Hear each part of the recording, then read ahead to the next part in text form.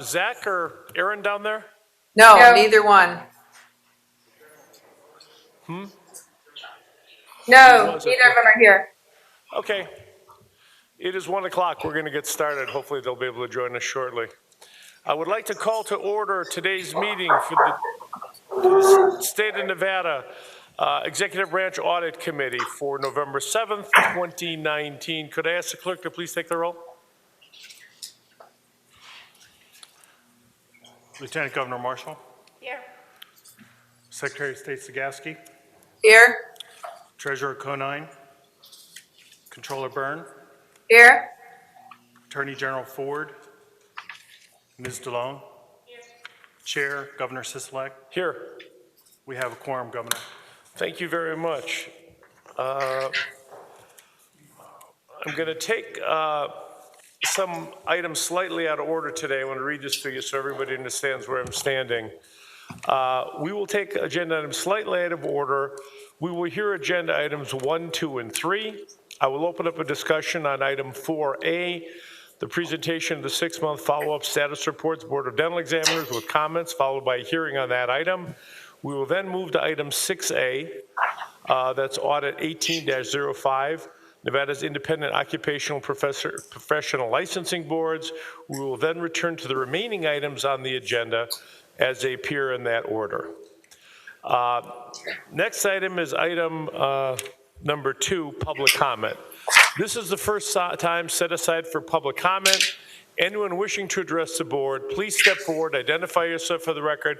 Comments will be limited to 3 minutes, and I'm going to read you some guidelines that I would request everyone to please follow as we move forward.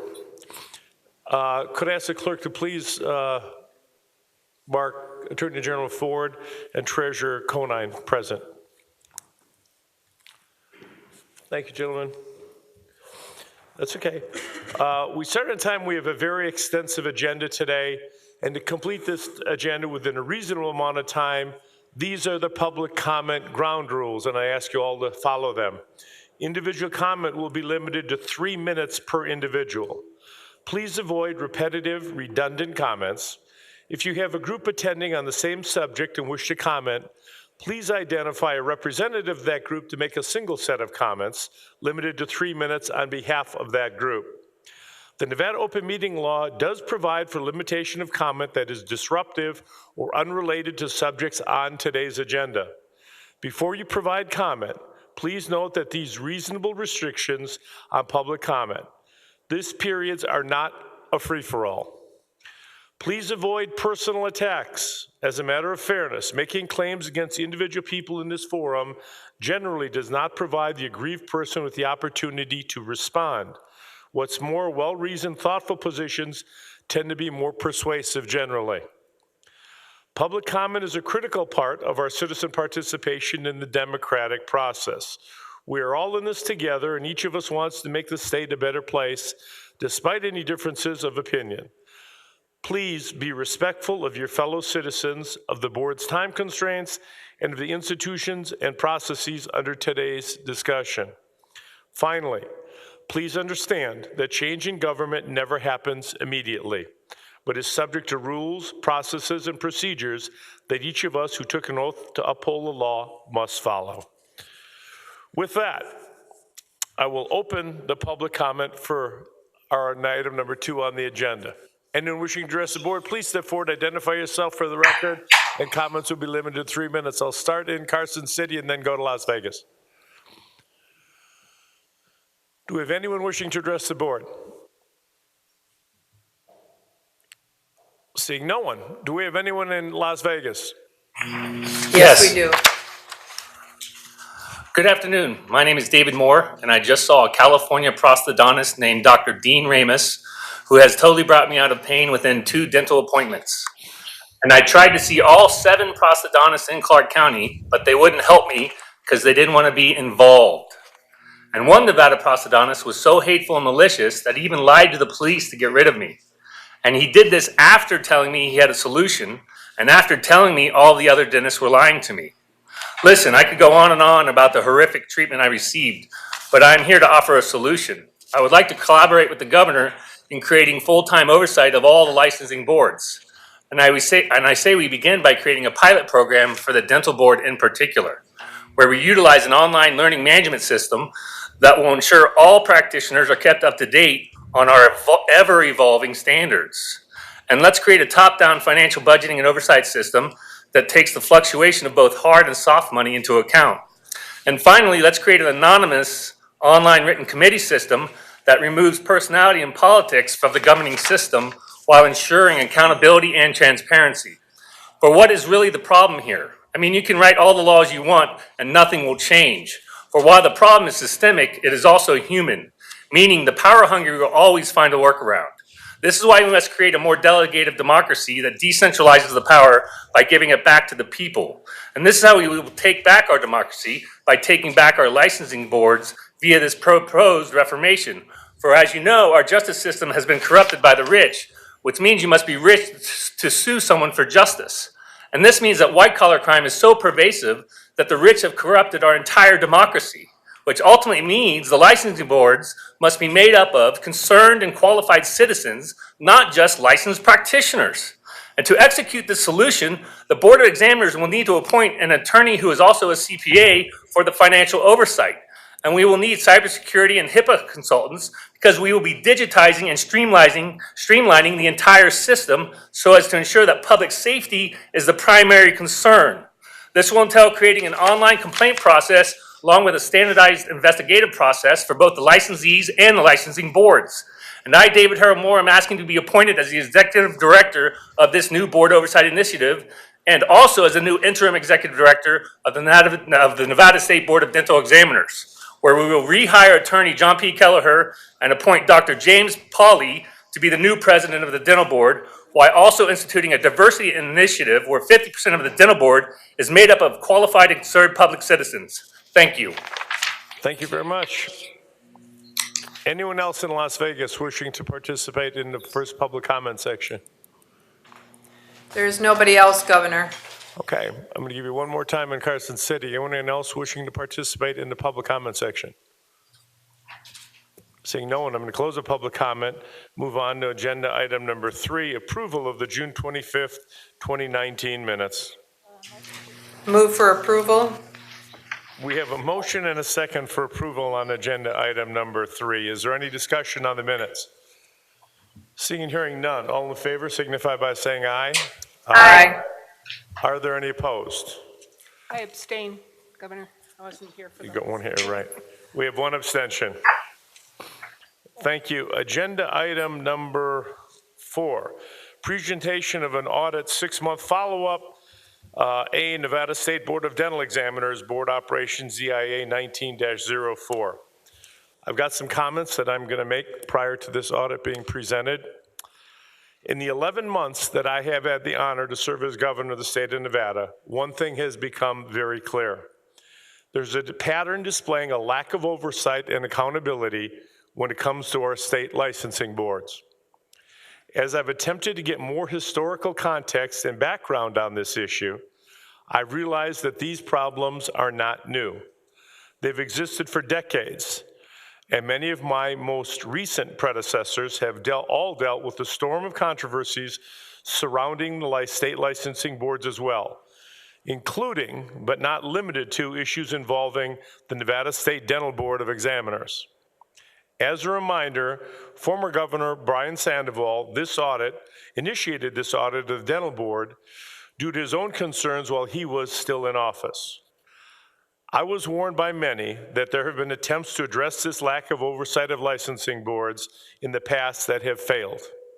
Some have even gone so far as to warn me that this may not be a fight I want to take on as governor. But those people must not know me very well. Because if there's one thing that I hope I've proven to Nevadans over the last 11 months, it's that I am not afraid to tackle a problem head on, no matter who's on the other side, be it a major industry or state licensing boards. If I think it's in the best interest in the health and safety of Nevadans that I took an oath of office to protect. In the last 48 hours alone, a staff member of the dental board attempted to push salacious and false accusations to the media to undermine myself and my office before this meeting, going so far as to urge an investigation into those false allegations. This has gotten totally out of control. The timing of this concerted effort to attack my integrity and the integrity of my office does not appear coincidental. I have thick skin and have been in public space for a long time. False allegations are par for the course for any public official. My disappointment is because I view this public charade as an embarrassment to the state of Nevada. It is an attempt to distract from the long list of problems and allegations facing the dental board, and to discredit my motivation for increased oversight and accountability of this board and all licensing boards in the state. These efforts will not work. I will not be deterred. I know who I am and what I fight for, and that's the citizens of this state. One thing I want to make clear on the record: I am not interested in picking winners or losers or taking sides in a decades-long dispute that's existed in this industry. My job is to serve Nevada citizens, and my efforts to address any issues, including the ones related to this board, have been and will always be with the sole interest in doing what's best for Nevadans, period. Going forward, I am only interested in discussing how we fix these problems. The critical first step is to acknowledge that these issues related to some of the state licensing boards span many years, over multiple administrations. Any problem that is this big, that has lasted this long, is going to require serious and thoughtful problem solving. I am not interested in any more Band-Aid solutions for the state of Nevada. It's time to get serious. I haven't been shy about expressing my concern around this board or other licensing boards, but I also want to make it clear that while there are major issues that deserve and need to be addressed, there are plenty of good actors in this space as well.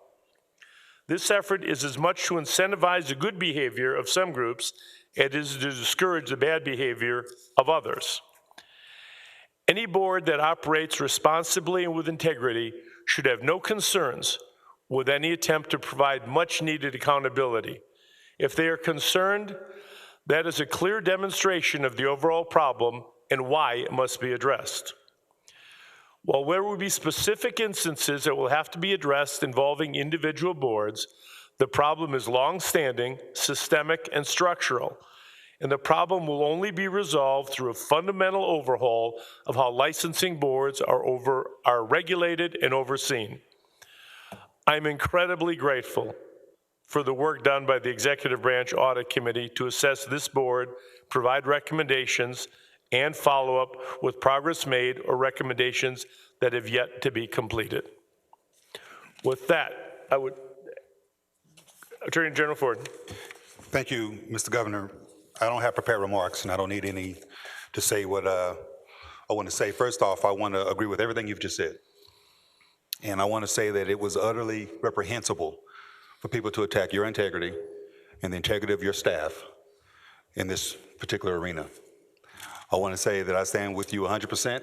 You have an Attorney General who likewise wants to ensure that we have the best opportunities for our state to proceed, and we will do anything that we can in order to ensure that is happening as well. So I want to say for the record out loud that, again, it was utterly reprehensible for them to attack you in the way that they have, and I want to make that known for the public. Thank you, Attorney General. Scott, should I make this announcement? No? Yes, Governor, please do. This is Secretary of State Barbara Sagaski, and I was informed of the information that you have, and they did send their lobbyist here. Okay, we will hear from their lobbyist. I was just informed that the entire dental board has resigned. No. No, it's okay. It's all right, you're right. We'll explain it. What you said is correct. That's what I was told, and that's what I wanted to make sure you got the message. And their lobbyist is here. They did all resign today. Okay, So it's up to you if you want to hear from the lobbyist or not. Because Certainly. what I was going to ask, Governor, was first of all, if we could remove the entire board and you could start all over. But if they've resigned, they've taken away that issue. But I believe that your appointments are going to be very vital to this. So I thank you for, again, as Ford, Attorney General Ford did, thank you for your comments. And I've read the articles in the paper, the editorial, and believe that we're on the right track. So if you want, Michael McDonald is here to represent the board. Well, Mr. McDonald, you're welcome to speak. I don't know who you're representing if they're all resigned, but I'm pleased to take some comments. Okay. I have a comment or a question. Please. The board members or the executive board members, have they communicated their resignation in writing? That's what And he'll can we talk get that ASAP and ASAP to the governor? Okay, I can tell you that 3 appointments were expired on October 31st. Those 3 people were not reappointed. They remained as vacancies. I'm not familiar with the ones that occurred today.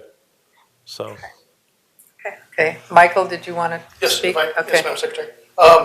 You have to sit either one and then turn on the can I microphone. ask you to identify yourself for the record, Mr. McDonald, and speak as long as the green light's on? Michael McDonald. Wait. Okay. Oops, sorry, Governor. Michael McDonald. I was handed this about 5 minutes ago, 10 minutes ago. The board members that resigned, we have a couple of them that are here, Governor, that the board members that have resigned, it was my fault when I was talking to our Secretary of State, was my understanding the governor's office will be advised this afternoon. Board members Dr. Pisani, Dr. Champagne, Dr. Blasco have elected to resign the board effective immediately. They will continue to serve dental needs in Nevada and moving forward. They prepared a statement. I don't know if you want me to read it or just the advisory to you, sir. You're welcome to read it, please. All right.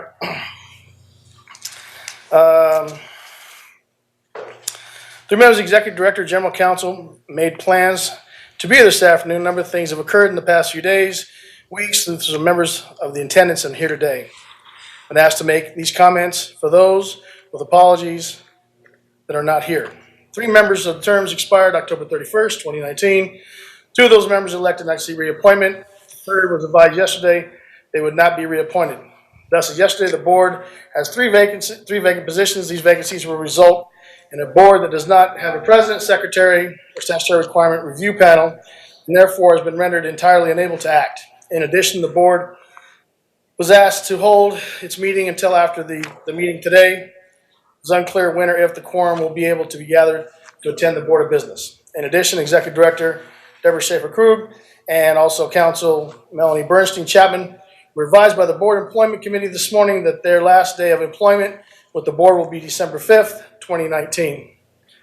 The Employment Committee wishes to stress that this parting of the ways was not due to any fault of the individuals, have worked tirelessly and commendable in the face of unimaginable unjustified attempts, malign themselves in their reputation.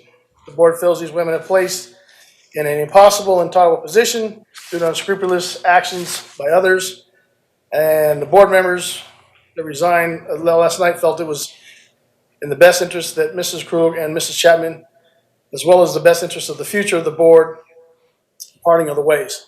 Despite the nature of the environment they have endured, they both agreed to remain until December 5th, 2019 to assist in any seamless transition as possible. However, they were advised by the board did not require them to be here today as they will not be overseeing the remainder of the implementation of the audit recommendations.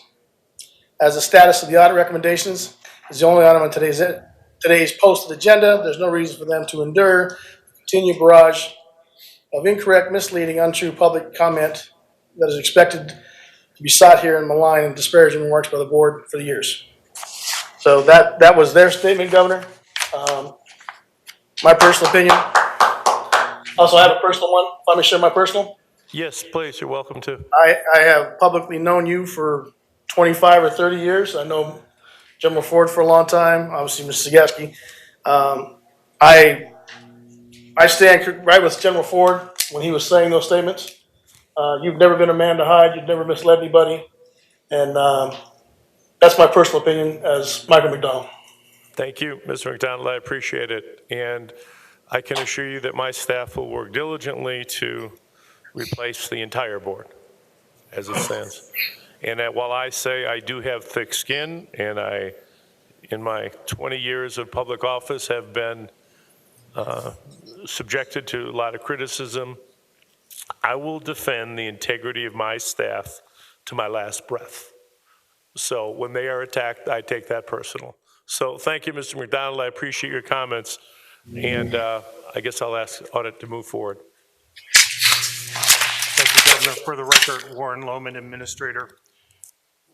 For our 6-month follow-up status report of the audit 1904, which we presented to the committee in June, of the 4 recommendations, we've assessed that all 4 are partially implemented. The first recommendation to strengthen oversight of investigative and enforcement activities had 3 components.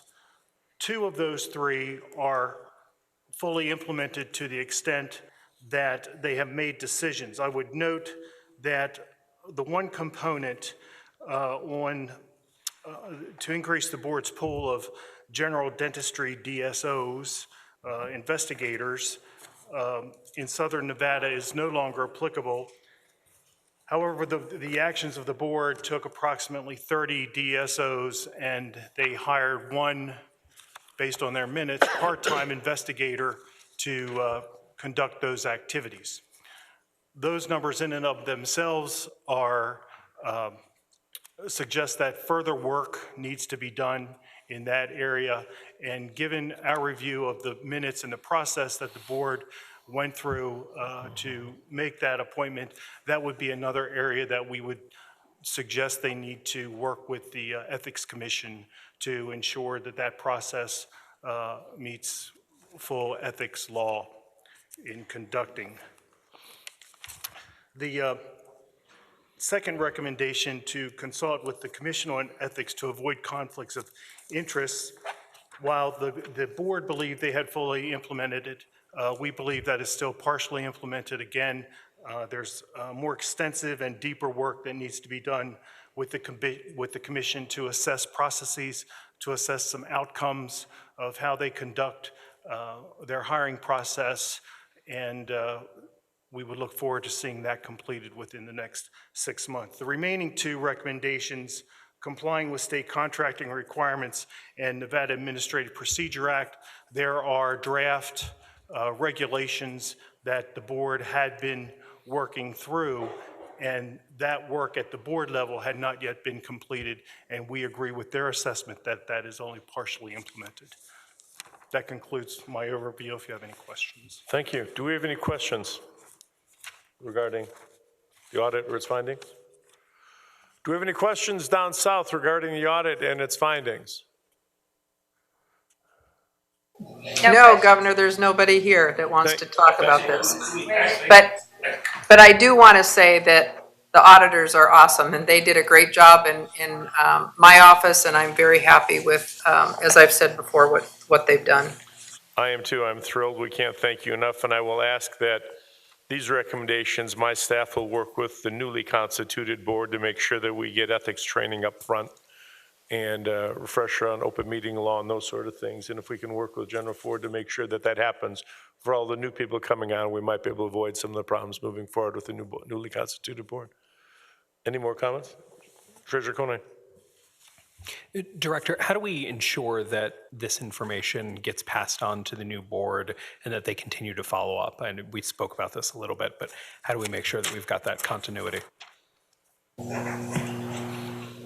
I have a question. Oh, go ahead. Go ahead, Warren. For the record, Warren Lohman, I believe there's going to be sufficient oversight and guidance. Rest assured, there's going to be sufficient oversight as we move forward. Okay, I'm good. That should not be a problem. Thank you. I have a question. Do we, this is for you, Governor, do we have like an estimated time that we're kind of thinking about when this board can be filled and operational? I know that we had applicants for the 3 that I did not reappoint. I will work with my licensing and boards individual. We don't have a large staff. I have one person that handles it, and we did 80 appointments last month, but these will certainly be moved to the top of the stack. And anyone interested in serving, you can go online and apply online for these positions. Several of these positions are categorical, which means they need specific requirements in order to fill a slot. And ask anybody that's in the industry or whatnot to take a look at those and see who might be interested in applying and moving forward.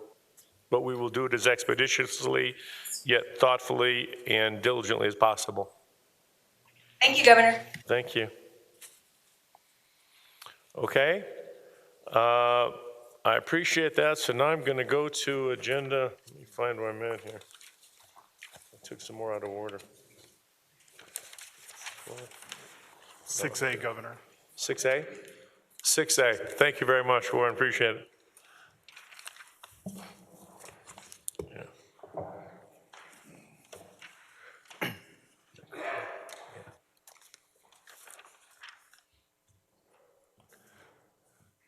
Okay. Good afternoon, Governor, members of the afternoon. committee. For the record, Mark Richards. The reports today are the first annual follow-ups on the status of implementing recommendations that were still outstanding after our 6-month reports. Item 6A is a follow-up to our boards and commissions audit that focused on the oversight of salaries, legal framework, and financial and administrative operations of the independent licensing boards. There was one outstanding recommendation to comply with statute and guidelines for salaries. The boards had not implemented the recommendation, pending an opinion from the Attorney General as to whether the boards were subject to the statute that limits the salary of a person employed by a state agency to 95% of the governor's salary. The opinion issued by the Attorney General in December 2018 concluded the boards were subject to the statutory limit. Accordingly, the boards have since fully implemented the recommendation and are now in compliance with statute. Exhibit 1 of our report lists the salaries, wages, and benefits information for all executive directors and other positions with a salary of $115,000 or more. We thank the boards for their assistance in preparing our report. This concludes our overview for item 6A.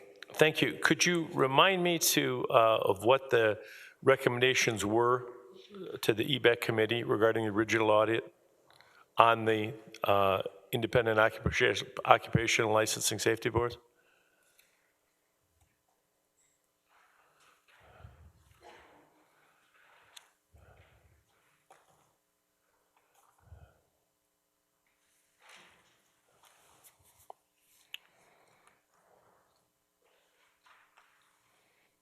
Mark Richards, for the record. The first recommendation was to comply with the statute and guidelines for salaries. The second recommendation was to use the OAG, or the Office of the Attorney General, for a baseline level of legal support. Recommendation 3 was to evaluate the cost benefit of using in-house salaried attorneys in conjunction with the OAG for legal support. And recommendation 4 was to establish standards for the financial and administrative operations of the boards. And that recommendation 4 was directed at the Department of Administration, not the boards themselves. Got it. Okay. Thank you. As stated earlier, we're in an attempt to find a long-term solution to these boards and long-standing issues related to them. I believe the recommendation is worthy of being reviewed and explored. I see I've got Michael Brown here and Terry Reynolds, and I'd like to ask them if they have any comments as it relates to this. Mr. Brown. Thank you, Mr. Richard. Yeah, good day, Governor. You know, at the last meeting, we discussed... Could I ask you to identify yourself, Michael? Sorry. Michael Brown, the director of, executive director of the Office of Economic Development as of this week. Thank you, Governor. Glad to have you on board, sir. Thank Appreciate you. it. When I was director of business and industry, we were approached by the audit division and discussed options as to how to manage strategically manage occupational licensing boards in Nevada. And then Deputy Director Reynolds and now Director Reynolds and I did research and found, that the practice that Nevada had was really not mirrored in other states. And we found that most states had professionalized this within their chief regulatory agency. We were particularly drawn to Colorado and Utah, two western states of similar size with growing populations and an inbound migration of people from other states who might have needing occupational licensing. But, doing the research at your desk is one thing. It's another thing to go scout it out. So I had the opportunity on a trip passing through Salt Lake City to go see my counterpart, Francine Gianni, who is director of the Department of Commerce in the state of Utah. She has served 4 governors in that position. It's a political appointment, but she has served 4 successive governors. Department of Commerce in Utah is similar to Department of Business and Industry. It's the chief regulator for most of Utah's business community, and it includes a division of occupational licensing. It is housed on a campus with their Department of Labor and their Attorney General at 300 South. You have 2 buildings there. So you have all the basic folks that are involved in consumer protection and regulation on one consolidated campus. I walked into what appeared to be a modern bank lobby. And this is where folks who needed to renew their licenses and whatnot would show up. And it was as modern and efficient as anything you would have seen at Wells Fargo or at a Chase location. And then I went up to see my counterpart, the director, and she explained their system to me. And effectively, they have a division administrator who she hires with the approval of the governor. And this person then has 8 bureaus under them. And within those 8 bureaus are clustered by occupational licensing type. And then they have their boards, their subject matter expert boards that are assigned to each of the various occupational areas. They, on an average, receive 24,000 applications and 58,000 renewals. The Attorney General provides all the legal support. This is all within the State Budget Act, so it's all within the executive branch underneath the governor of Utah. It's all within the existing Utah civil service system. They also have an investigations division that runs in parallel, which is largely staffed by retired Utah police officers, highway patrolmen, and then subject matter experts. And so she has within this division both a licensing division and an investigations division. This is very similar to the system that is used in Colorado and in my former home state of Virginia. And I always like to look at Virginia because Virginia governors are limited to 1 term. And so Virginia government has to be very efficient because it has lots of transitions. And so it's got very strong institutions. Utah and Colorado are consistently ranked as 2 of the best managed states in the nation, and I think have the same inward bound mobile population we have.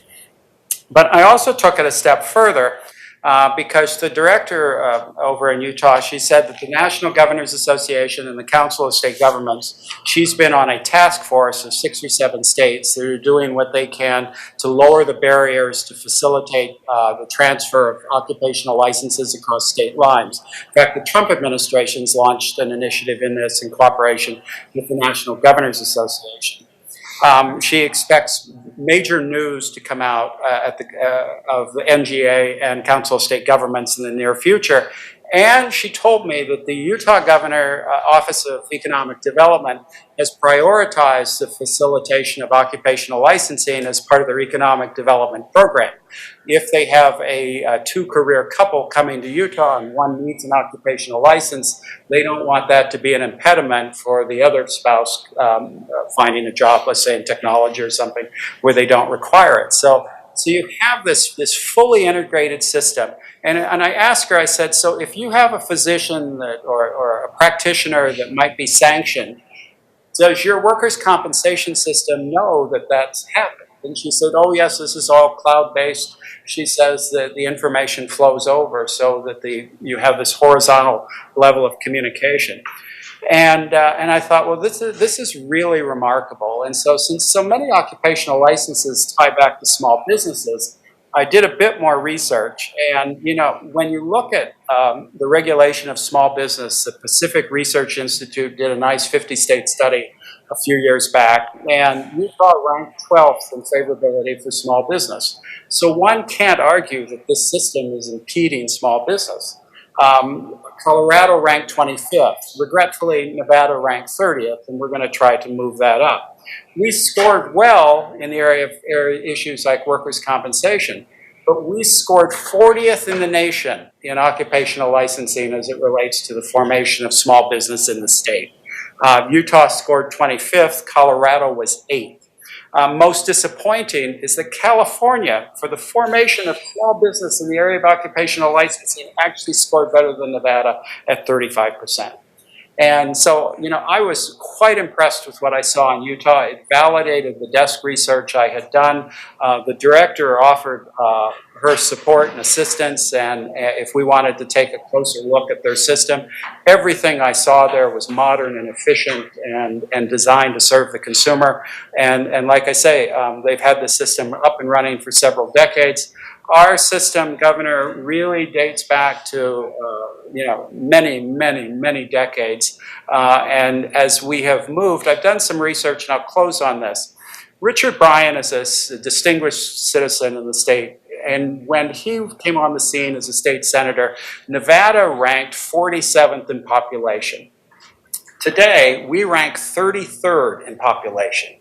In the political life of Richard Bryan, we have moved from 47th to 33rd. And those states didn't get smaller. We passed them. And so I think this is an area, Governor, that's ripe for reform, and I'll continue to provide his support. And you made a really wise choice in selecting Terry Reynolds, and I'll now pass the baton to him.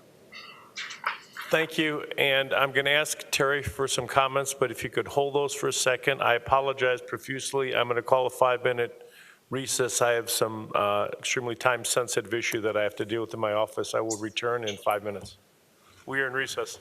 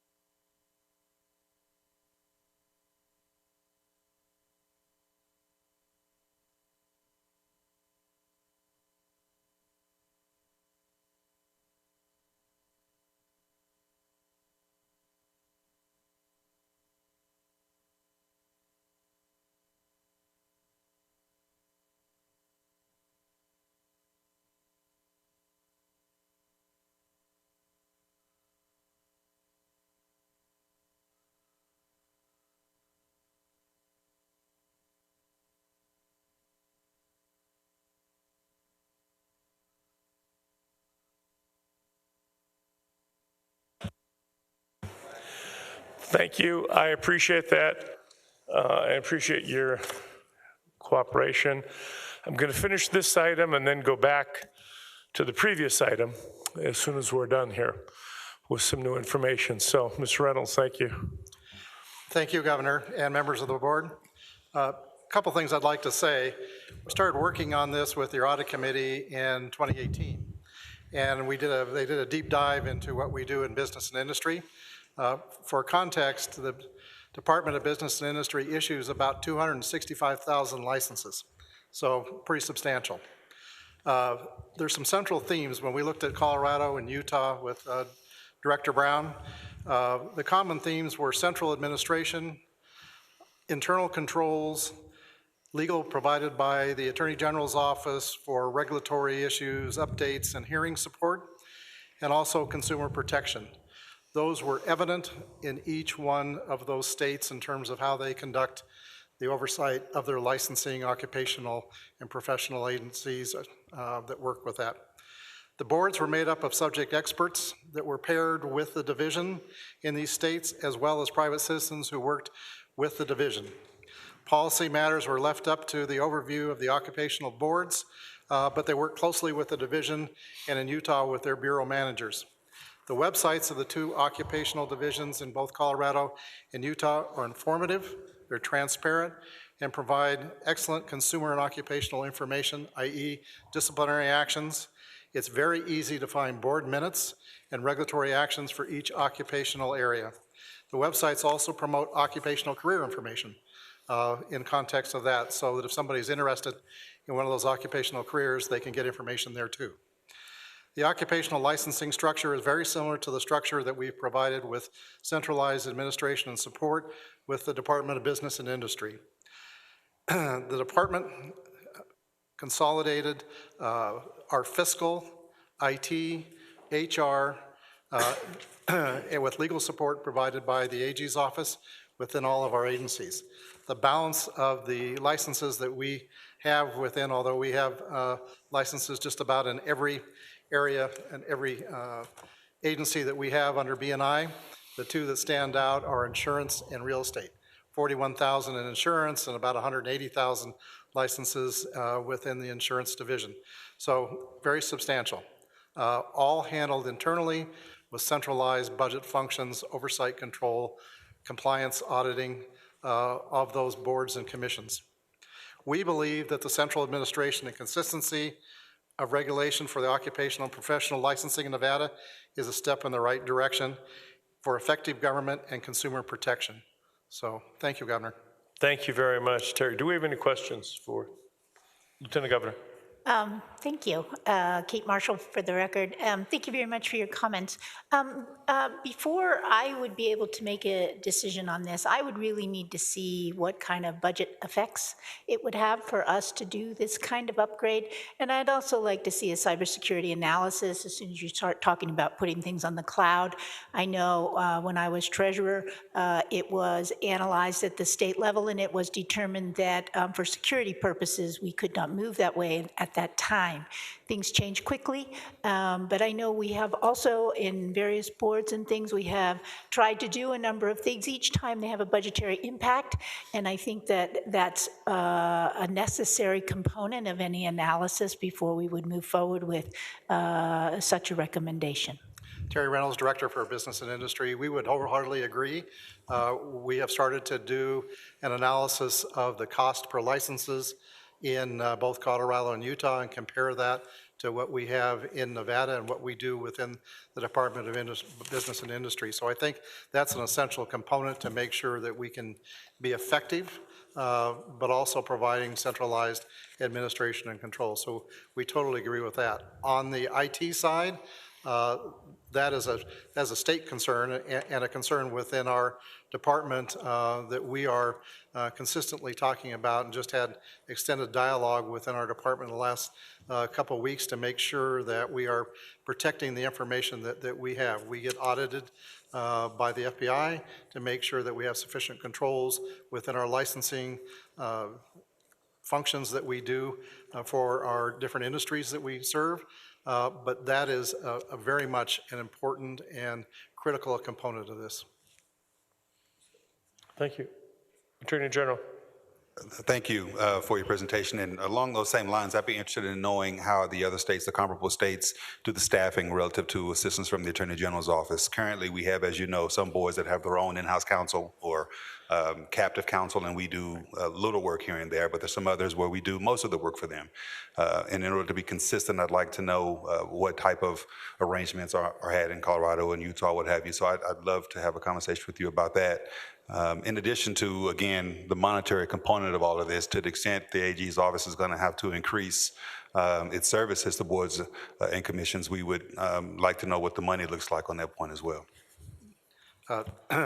Terry Reynolds, Director for Department of Business and Industry. General Ford, we totally agree with that.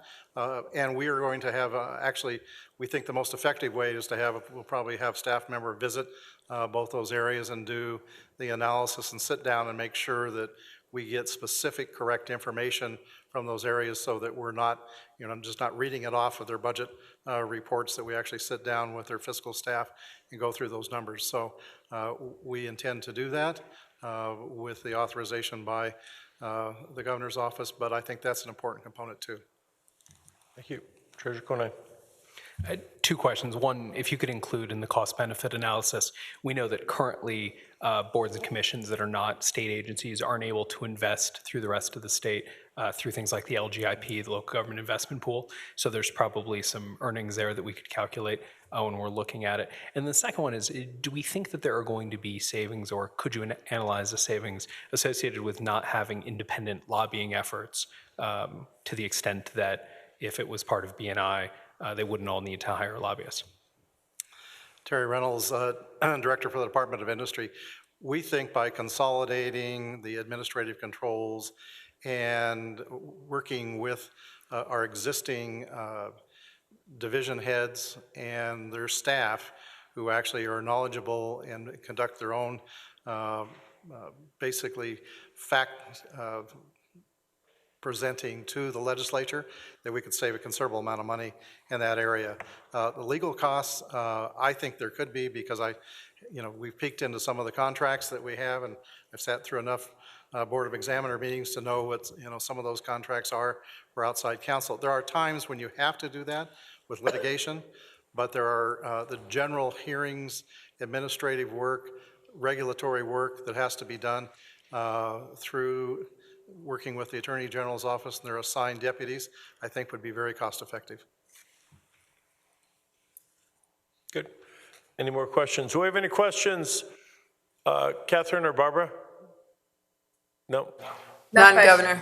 Thank you, and I appreciate the information, and I believe that this is a potentially great long-term solution, and we'll focus on structural changes that we're going to need to move forward for the benefit of everybody involved. So thank you very much on that. That completes item number 6A. I'm going to go back to item number 4. And I've got some new information. Is Mr. McDonald still there in Southern Nevada? No, he left. Okay. I have now been informed by,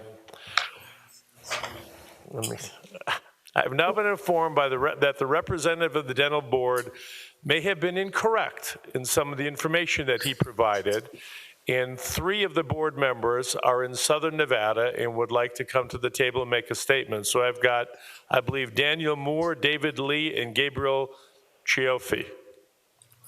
She's shaking her head no, but Governor, when he explained in his letter, this is Barbara Sagaski for the record, that he did represent the people that were going off the board and that called him and told him. He knew that there were still 3 members here, and Dr. Lee wanted to make sure that he was on the record that he is still on the board. So the 3 of them that are here wanted to represent themselves, but I think there was a name. Was that name wrong? It's David Lee. Yes, no, David Lee. Okay. What he said, David. Okay, are Daniel or David or Gabrielle there? Yes. Would you like to make a statement, please? This is identify yourself. David Lee, Dental Board. I didn't resign yet, sir. Sorry. And he didn't. Mr. McDonald didn't represent me. I just want to clear that up. Sorry. Okay. So you did not resign? I never. No, sir. I have no reason to. You were just appointed in November, correct? Yes, I think Yes. the four of us were all. Last year. Yes, Last year. October. Okay, Yes. okay. And who's else is at the table? Dr. Kevin Moore, for the record, Nevada Dental Board. I also did not resign. We have been trying to discuss the audit, make changes. We're the three that if you go back through the record and see, we're the ones that vote no. The people that have resigned all I've noticed are that. gone. So we're still here for you, sir, if you'll have us. Appreciate it. Okay, so the three of you, Daniel, David, and Gabrielle, are the three, correct? Yes, Yes, sir. I'm Yes, sir. Gabrielle, I'm the public member, I'm the consumer member, Governor. Okay, and you're not resigning either. You're all No, new I'm- appointees. Correct. Okay, so As of no- your appointments are still intact, and we will wait to receive the written resignations of the other individuals before people are appointed for those slots. Yes. Okay? We will. Thank you. I appreciate your willingness to stick in there and make that statement, and we will work diligently to get you some more help on that board. Thank you, Governor. Thank you very much. Thank you for being here today. Governor, for Yes. the record, Warren Lohman, we have a similar board member here who would like to express her. Okay. Hi.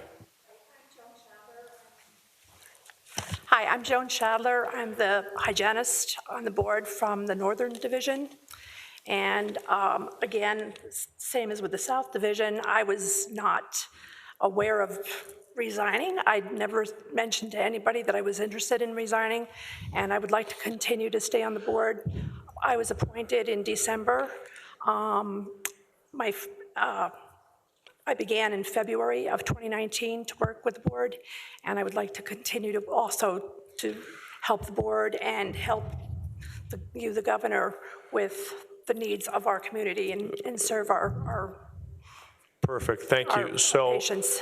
it's my understanding, and while I'm bringing this forward, this is not really an audit committee. This is a governor's responsibility to get this board back constituted and working. I've got in the South, Daniel Moore, David Lee, and Gabrielle Gioffi that are staying on the board. Those are all the last year's appointments at the very end of last year. And Joan Shadler, who was end of last year, beginning of this year, are staying on the board. Yes. There were three expired terms that I chose not to reappoint those individuals. And I believe it's the other individuals that have now resigned, but we will wait to get their written resignations. Okay. Okay? Thank you all. Thank you very much. You can probably see the difficulty that we're dealing with here. Okay, so that takes care of that item. We're not going to have any more updates on dental board. We're done for today. Yes, sir. So go ahead. Thank you, Governor. We'll continue then with agenda item 6, looking at the remaining 3 Please. Annual follow-ups. Thank you. Excuse me, what about, this is Catherine Burnley, Controller, what about number 5?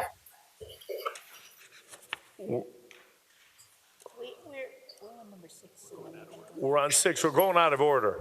Okay, I thank you. announced that at the beginning, sorry. Yeah. Okay. And you said Mr. McDonald is not there anymore, right? That's correct, Governor. I'm sure he Michael had, somebody McDonald must have given is him gone. some bad information, because that's, Well, in his defense, and I'm not defending him, Yeah. but the letter stated that he got notified from the board that hired him that they were quitting. That's what they said. So he didn't have any specific names of everybody except the ones that he put into the record. So I've just clarified that. So then the 3 that are here came to us and asked us to make sure that you were aware that they did not resign. got it. So we've got 4 that did not resign, and I understand he's got factions on the board and executive director and attorney that are, he's in a communications difficult issue as well. Okay. All right, Moving forward. thanks, Thank Governor. you. Okay, Thank you. thank you. Mr. Lohman, yes, sir. Okay. Governor and members of the committee, for the record, Mark Richards. Item 6B is a follow-up to our Department of Education audit of recipient monitoring. Representing the department are Superintendent Joan Ebert and Deputy Superintendent Heidi Hartz. There were 3 outstanding recommendations. The department has fully implemented the first recommendation to develop a department-wide risk assessment for grant management. In collaboration with the state's external audit firm and a nonprofit education research agency, the department developed and implemented a process for assessing the risk level for all subrecipients. The department further developed and implemented a monitoring schedule whereby subrecipients will be monitored according to their assessed risk. The department reports it has partially implemented the second recommendation to develop a department-wide monitoring policy. The department has finalized a written subrecipient monitoring policy, developed monitoring tools, and selected subrecipients for initial testing of the monitoring process.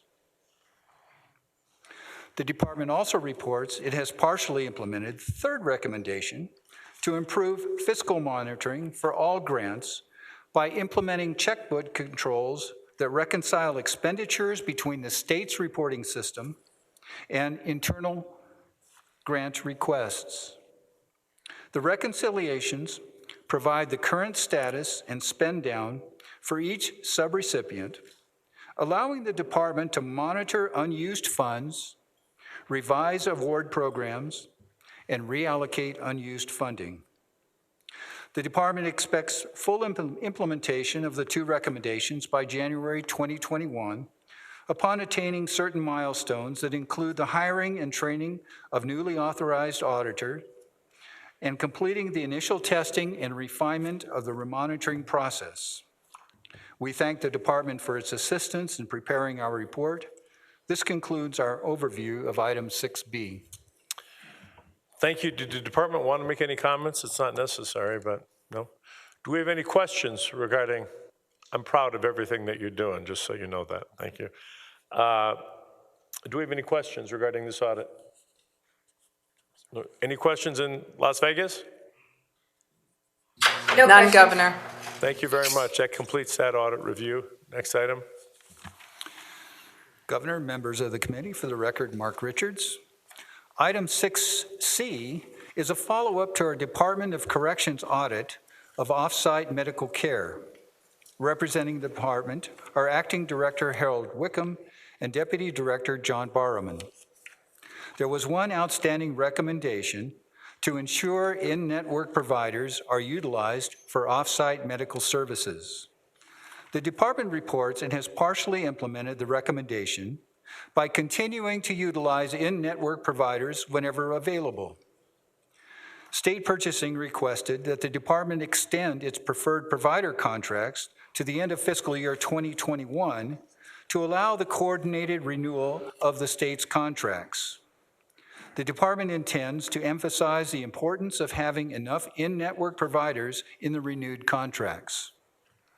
The department represents it has taken all possible action to date and expects full implementation in fiscal year 2022, subject to the renewal terms negotiated by state purchasing. We thank the department for its assistance in preparing our report. This concludes our overview of item 6C. Do we have any questions on item 6C? Lieutenant Governor. Kate Marshall for the record. I don't know if it's so much of a question as a comment, but it appears that we are beginning to, our correction services are beginning to be more and more used in place of mental health services. And I find that a disturbing trend. And to the extent that we can use mental health services as opposed to incarcerating individuals because they have mental health issues, I think in terms of your longer term structural ideas for this state, that would be a better way to go. And that's not a comment that the corrections department is doing something wrong, but they are being used, I think, as a Band-Aid for other issues that need to be addressed. Thank you, Lieutenant Governor. Warren Lohman for the record. We will address some of your concerns in the audit on Department of Corrections mental health services. That'll be coming up in just a little bit. I would Right. This audit is not, that mental health is not subject to this part of the audit. I just take that and stick it in there. Take that and stick it. Okay, I heard that. It's been a long day. Okay. Okay, do we have any questions? No? Any questions down south? None, Governor. Okay, thank you. So go ahead.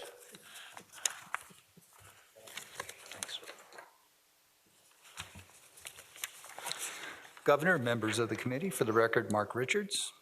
Item 6D is a follow-up to our Enterprise Information Technology Services, or EATS, Audit of Information Technology Governance.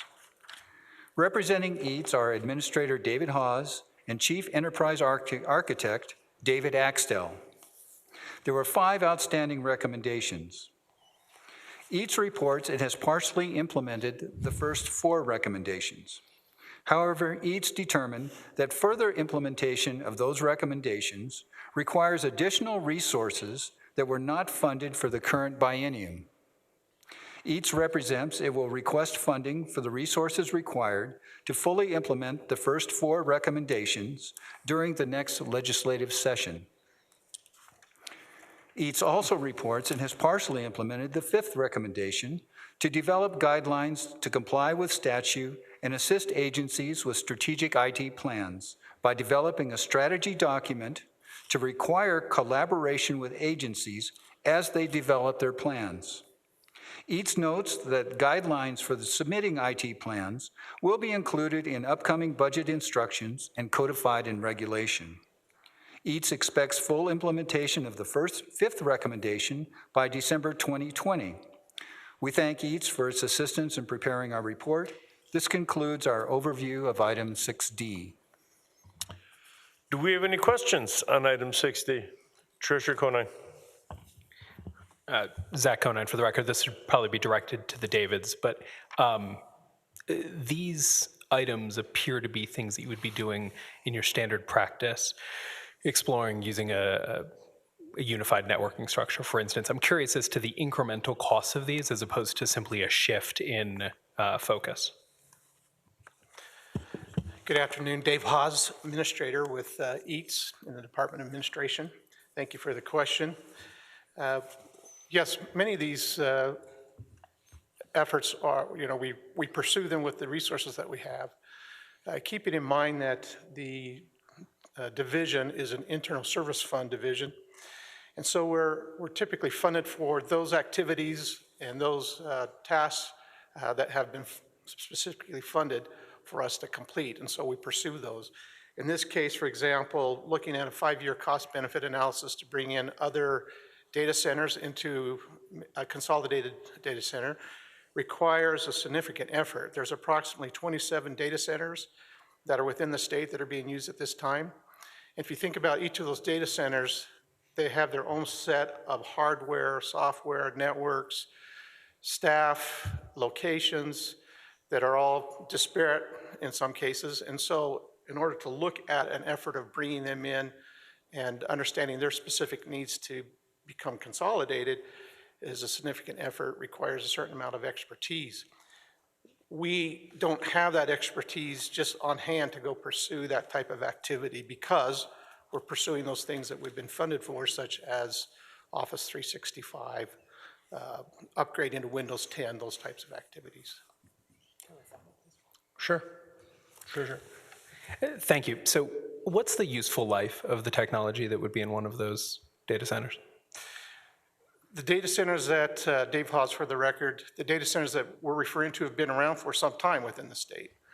And technology itself has a shelf life of 5 to 7 years if you're talking about infrastructure types of devices and so on. Our standard for, say, desktop technology is 3 to 5 years, and so it's constantly turning over. So within these disparate data centers that are throughout the state, they have to be looking at that technology on a consistent basis. We are trying to encourage through our Road to Unity strategy that when these agencies hit an inflection point, that we would like them to consider what would be the possibility of moving that into a more consolidated effort to avoid perhaps extra costs that are that are required to keep a separate data center going. And so with that, how do you ensure that that's happening? Or is this going to continue to be an audit item for the next 5 to 7 years? Good question, Dave Haas for the record. Again, without the extra funding to bring the necessary resources together to go look at all those 25 different data centers and to do a thorough evaluation, there's a lot of risk involved. You can't just pull the switch on something and move it over. You stop business from happening. So there's there's clearly a certain amount of effort and expertise that's required to go in and look at these data centers in detail. So you'll be working to make sure that those costs are in the next budget and that you go before the legislature to ask for them? Yes, correct. Dave Haas for the record. We are planning to bring that funding request again in the next biennium. We took a run at it this last biennium for various reasons. It didn't make the priority cut. But as we go forward, we're looking to bring these items back to the table and see if we can get those funded. Okay, thank you for that. And I might recommend that you take a look at your existing budget and see where these seem like the sort of expenses that will save on other expenses. So perhaps see where we could prioritize them. Yes, thank you. Lieutenant Governor. Yeah, Kate Marshall for the record. I just, at the same time that you're seeking to consolidate data centers, we all know that redundancy is critical for disaster recovery and for, again, security. I hate to keep bringing it up, but you know, there are reasons that, for example, our financial systems are a completely different system and these kind of things. And so, you know, you don't want to cut off our nose to spite our face, like we can save $1 and then the whole system can be, you know, brought down by some outside person with different motives, right? Yes, thank you for that comment, Lieutenant Governor. Again, Dave Haas for the record. If you look at the infrastructure and the design that we have and the architecture that we're putting in place and is in place from an each perspective, we actually have locations in Las Vegas and Northern Nevada. And so our redundancy and being able to cover disaster recovery kinds of situations or even security situations, we clearly have an understanding that that need is there, and we've architected it in that fashion. So we're not necessarily saying that an agency has to give up their specific type of software that supports their business program, but what we're looking to do is to kind of consolidate more on the infrastructure side where we think there are some good cost savings that could occur. Thank you. Thank you. Any further questions? Any questions in Las Vegas? None. No questions. Okay, thank you. Thank you, Governor. We'll now move to tab 5 and begin with the audits. Right.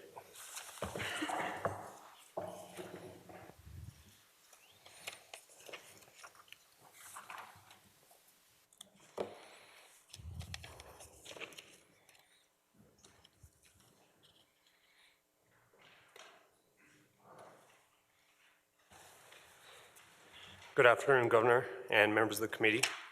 For the record, Saranjeet Bains, Executive Branch Auditor, here to represent the Department of Taxation, Director Melanie Young, and Executive Director of the Cannabis Compliance Board, Tyler Clemis. At the request of the Department of Taxation, we performed an audit on the Marijuana Enforcement Division. Our audit focused on one objective: ensure that the Marijuana Enforcement Division's recreational dispensary licensing process was impartial and objective. We concluded that this process, while not perfect, was adequate and conditional licenses were granted to the most qualified applicants. The scope of this audit was narrow and defined. We examined the application scoring and ranking process, which included the use of external reviewers hired through state contractor manpower. We made 3 recommendations. First, we recommend that the division enhance the transparency of the licensing process. While the Marijuana Enforcement Division used existing job descriptions for accountants, fire and safety inspectors, marijuana program inspectors, personnel officers, and administrative assistants as guidelines for hiring, there were no explicit processes that outlined the hiring, training, and oversight of these reviewers. Additionally, the Marijuana Enforcement Division does not hold public forums and a question and answer period prior to the solicitation of applications. As it currently stands, applicants do not have an opportunity to ask questions and receive real-time answers prior to submitting applications. While the state of Nevada and the Marijuana Enforcement Division have taken measures to promote transparency, the division can further enhance this goal by developing a written process for hiring reviewers, organizing public forums, and holding a question and answer period. These measures will help improve public confidence, encourage cooperation, and help develop a strong relationship between the state and its applicants. Second, we recommend that the division automate the application scoring process. The Marijuana Enforcement Division scoring process requires manual entry of data by application reviewers. Manually entering scores on several different scoring sheets increases the risk of transposing data.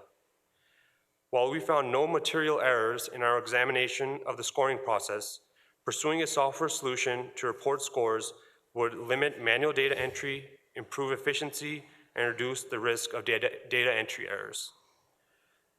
Third, we recommend that the Marijuana Enforcement Division work closely with the legislature to revise statute and reallocate recreational marijuana licenses from non-participating jurisdictions. License quotas, in addition to moratoriums, are preventing the Marijuana Enforcement Division from optimizing the licensing process. Assembly Bill 533 allows the Marijuana Enforcement Division to reallocate licenses to other counties within 2 months after the end of the licensing period if there are no qualified applicants in a particular county. However, this provision does not address counties that have moratoriums. Revising statute to reallocate recreational marijuana licenses from non-participating jurisdictions could benefit the state up to $2.3 million per month, or approximately $27.6 million annually, all while promoting a more competitive industry. We would like to thank the division for their time and input throughout this audit. We'd be happy to answer any questions that the committee may have at this time. Thank you very much. I appreciate those. I've just got one comment. It was particularly obvious to me, and one of the main tenets of my administration is to try to be as open and transparent as we can with everything in state government, and this was one area that I think we had some issues. When you talked about there was not a public platform for questions, I think that was very troublesome. I mean, the individual meetings and dinners and drinks and breakfasts that occurred with one applicant, not another, were, I think, the impetus for a lot of the distrust in the system. And hopefully that won't occur, obviously, moving forward. Do I have any questions from any or comments from anyone else? Up here. Treasurer Konine. Thank you, Governor. It appears that just to confirm, the scope of the audit was completely post the time of application, right? So you reviewed what happened after the applications came in? Michelle Isherwood, on behalf of the Division of Internal Audit, that is correct. We looked at the process from the reception of the application through the scoring and awarding period. The only real process prior to was the hiring of the actual people who scored the documents. And anywhere within that process, did you see an opportunity for outside influence on that process? Michelle Isherwood for the Division of Internal Audit. We do not. The people were hired from outside. They weren't part of the industry. They were vetted as far as conflicts of interest and things like that, both with their relationships within the Marijuana Enforcement Division and with their any industry connections. So we did not observe that within the scope of our audit. Thank you. Thank you. Anyone else? Do we have any questions in the South? Yes, this is Barbara Sagaski. Thank you, Governor. I first want to just thank Mr. Lohman for answering our questions. Our staff, we had several through this whole proceeding today, and we just want to thank him so much for responding to us and giving us the answers. The only thing that outside of this that I'd like to ask is there were a few other questions that I asked Mr. Lohman that were outside of the scope of what this audit was that I think should be included, and wondered if there would be a time that I could discuss it with him or talk to somebody in reference to other areas that I think should be covered in an audit. Mr. Lohman. For the record, Warren Lohman. Yes, Madam Secretary, be happy to discuss your specific concerns and then work with Director Young, Executive Director Young, to the extent that we can get you the appropriate information as quickly as possible, which may or may not involve additional audit work. Thank you, Governor. Thank you. And in the South, I have Director Melanie Young and also my leader of the Cannabis Compliance Board, Tyler Klimas, who's there, who has been incredible in terms of getting up to speed, both of you. And this is another area where I think there was a rush to get some revenue into the state coffers, and certain things weren't thought through at the very beginning. And we're doing everything we can to clean up some of those issues as we move forward. And I know how hard you both have been working, and your staffs, your teams, to get us there. And I sincerely appreciate that. And we're going to be up and very confident in an open, fair, transparent system moving forward, which is what we're looking for. So did either of you have a comment you'd want to make, or not necessary? Nope. Boy, They're shaking their heads no. Boy, they're good. They're smart. Yes. Okay. Seeing none. Moving on. Thank you.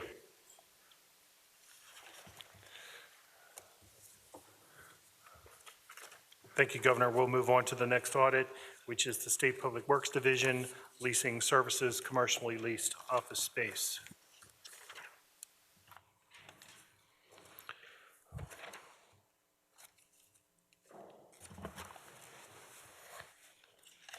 Good afternoon, Governor, committee members. For the record, my name is Jeff Landerfeld, Executive Branch Auditor.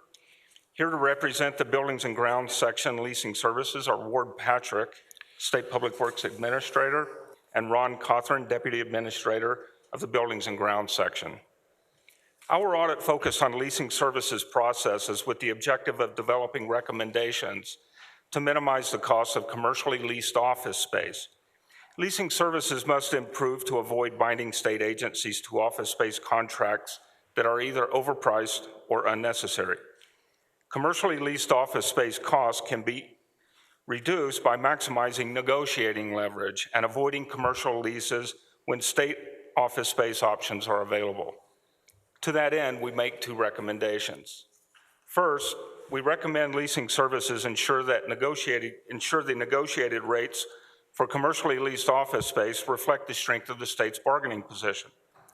The state's negotiating position is bolstered by attributes that offer certain assurances to lessors, such as strong credit standing, ability to occupy large blocks of office space, tenants that are screened, trained, and closely managed, quarterly prepayments of rent, and a dedicated staff for dispute resolution. Maximizing the state's negotiating leverage would yield an estimated $2.8 million in reduced leasing costs. Leasing services can ensure negotiated rates reflect the strength of the state's negotiating position by taking the following action.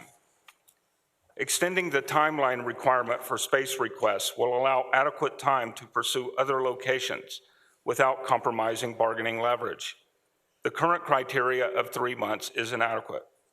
Consulting the GFO budget division when agencies are reluctant to consider cost-effective alternatives will provide objective third-party input to resolve issues in favor of the state's interest.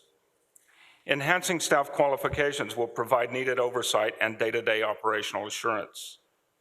Accessing dynamic market data through the multiple listing service will provide more accurate information to determine fair rates during the negotiating process. Publicizing office space needs will generate competitive interest and broaden opportunities for building owners while increasing options for alternative locations. Monitoring interim term increases will help ensure rates stay within the desired market range throughout the lease term. And finally, disclosing the rate effect of tenant requested improvement costs will provide transparency during the review and approval process to ensure requested improvements are not over-recovered by the lessor during the lease term. Secondly, we recommend leasing services develop a method to consider all available state office space to avoid engaging in unnecessary commercial office leases. Statute requires 2 inventories be reported annually to the administrator. To assist the administrator with this task, the first inventory pertains to state lease space, applies to all agencies, and requires each agency to identify the location, size, and current use of leased real property. This inventory is not being reported as required. The second inventory pertains to state-owned real property and applies to 3 agencies: Nevada Department of Transportation, the Division of State Lands, and the State Public Works Division. Like the leased property inventory, this inventory requires each agency to identify the location, size, and current use of state-owned real property.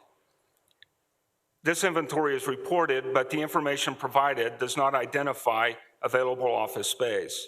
It is not helpful to the administrator in identifying available state-owned office space options. Because these inventories provide the basis of information needed for the statutorily required website posting by the administrator, it is imperative that agencies understand what information needs to be reported. The State Public Works Division should clarify in regulation the information and format needed to identify office space opportunities. Finally, fully utilizing available state office space resources will help ensure commercial office lease costs are minimized. We would like to thank the State Public Works Division and its staff for their time and input throughout the audit. We would be happy to answer any questions the committee may have at this time. Thank you. I've got one, and I guess it's a statement more than a question, and this is something I argued from my days chairing the Clark County Commission and now here as governor. You are not going to find better tenants than a county or a city or a government or a state government. We always pay our rent, we always pay on time, and landlords, that's an exceptionally valuable tool when they know that they have that cash flow without a lot of problem. And I think it's something that we don't take full advantage of sometime, knowing the security and the surety that that rent payment is going to be paid automatically, and we don't get a benefit from that. So I think I agree with you wholeheartedly that needs to be included in those negotiations. Thank you, Governor. Anybody else? General Ford. Thank you, Mr. Governor. To what extent, if at all, did your analysis consider larger agencies, for example, like the Attorney General's office, where in Las Vegas, I have my staff spread out probably over 3 or 4 buildings because of the sheer size of the numbers of employees that we have and the difficulty in putting them all in one government building or otherwise. So was there any analysis given to the size of the agency or entity that's looking for space? My analysis, I selected 31 of the largest leases in the state, and they accounted for about 46% of the leasing costs.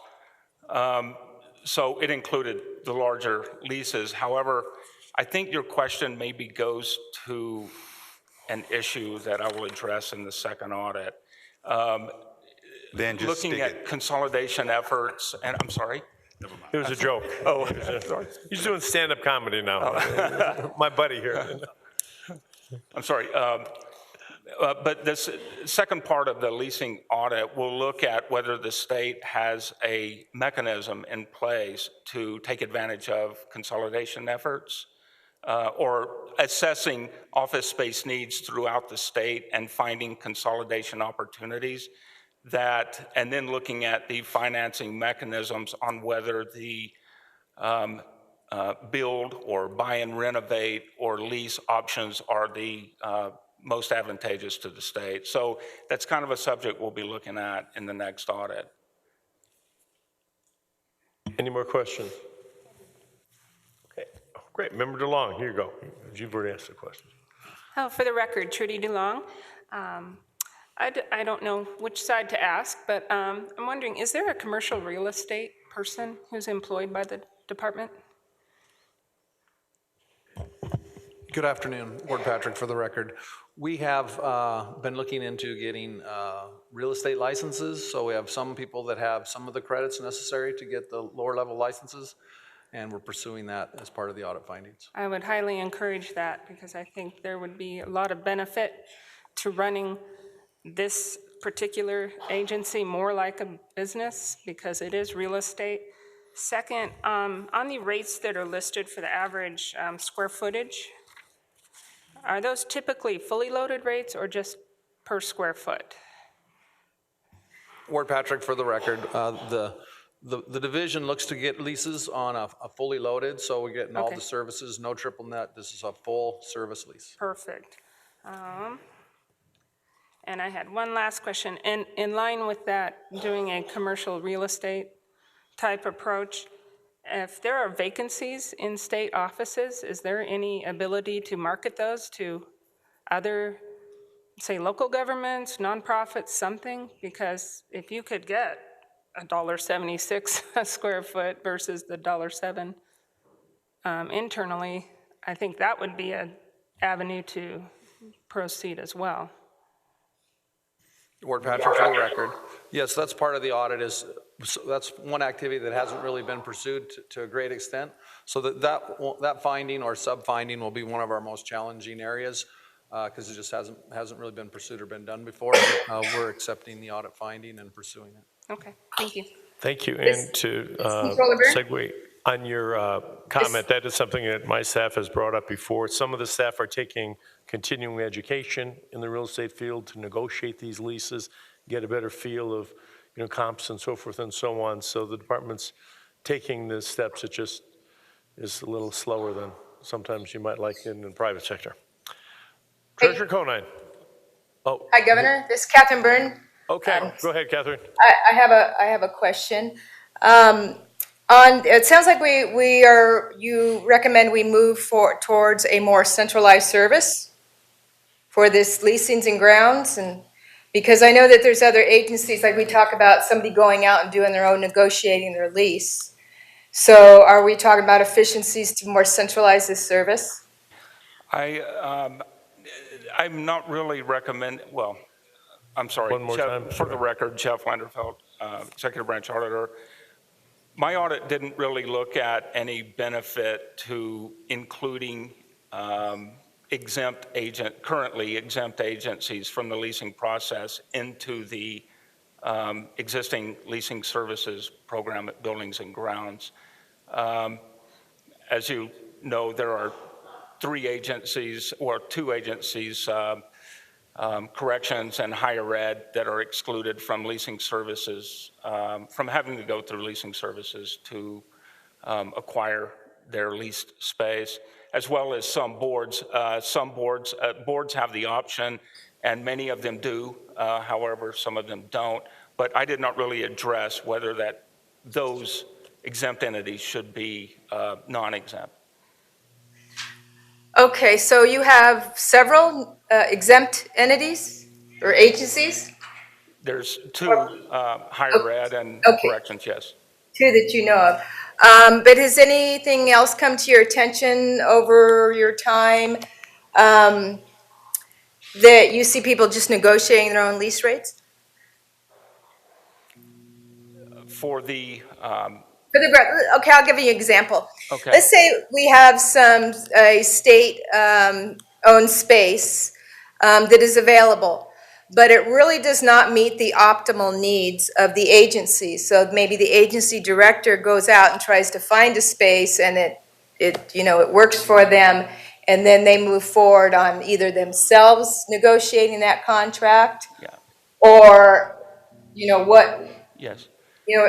Yes, I do. And agencies only, I'm sorry, for the record, Jeff Landerfeld, only the State Public Works Division Administrator has the authority to bind the state for non-exempt agencies to a leasing contract. So while agencies may have ideas or locations they're interested in, it still must go through the process at the leasing services office. Ultimately, the agency is best suited to determine the suitability for their agency because of the specific mission that they're involved in. But that is a collaboration between leasing services and the client agency always. Yes, I understand, and I agree. I think that when we talk about having empty office space, that's when this becomes more of a forefront issue. That's all. Thank you. Treasurer Conine. Thank you, Governor. Following up on the controller's question, do we have any information about times that leasing has ever said no in one of these situations to an agency? I'm not aware of any. I'm sorry, I'll defer to the agency. I'd refer to Ron Cothran, our deputy in charge of the leasing. If we get it referred to the person that, might be able to answer the question, that's appreciated. Hi, good afternoon. Ron Cothran, Deputy Administrator, State Public Works Buildings and Grounds. To answer your question, we actually consult with the agency. We make sure that they know where the cheaper space and the space that would meet their needs, and we make sure that they're informed fully. I would say the word no, we don't typically police it, but we do try to make sure that they're fully aware of what's out there. And is that, so then does it end up on the plate of the Board of Examiners to make a determination as to whether or not that lease proceeds, or IFC, or where does that end up? For the record, Ron Cothran. Fortunately, within our audit findings, we have been informed that that would be the direction that we would head in the future, and we're going to fully comply with that. I'm so sorry, what would be the direction that you would head in the future? We would consult with the GFO and make sure that they are on board with the potential of the higher dollar amount per square foot. So to confirm, if there is a concern in the future that perhaps the agency may be making a mistake here, the groups that are making the determination will have that information just like you have?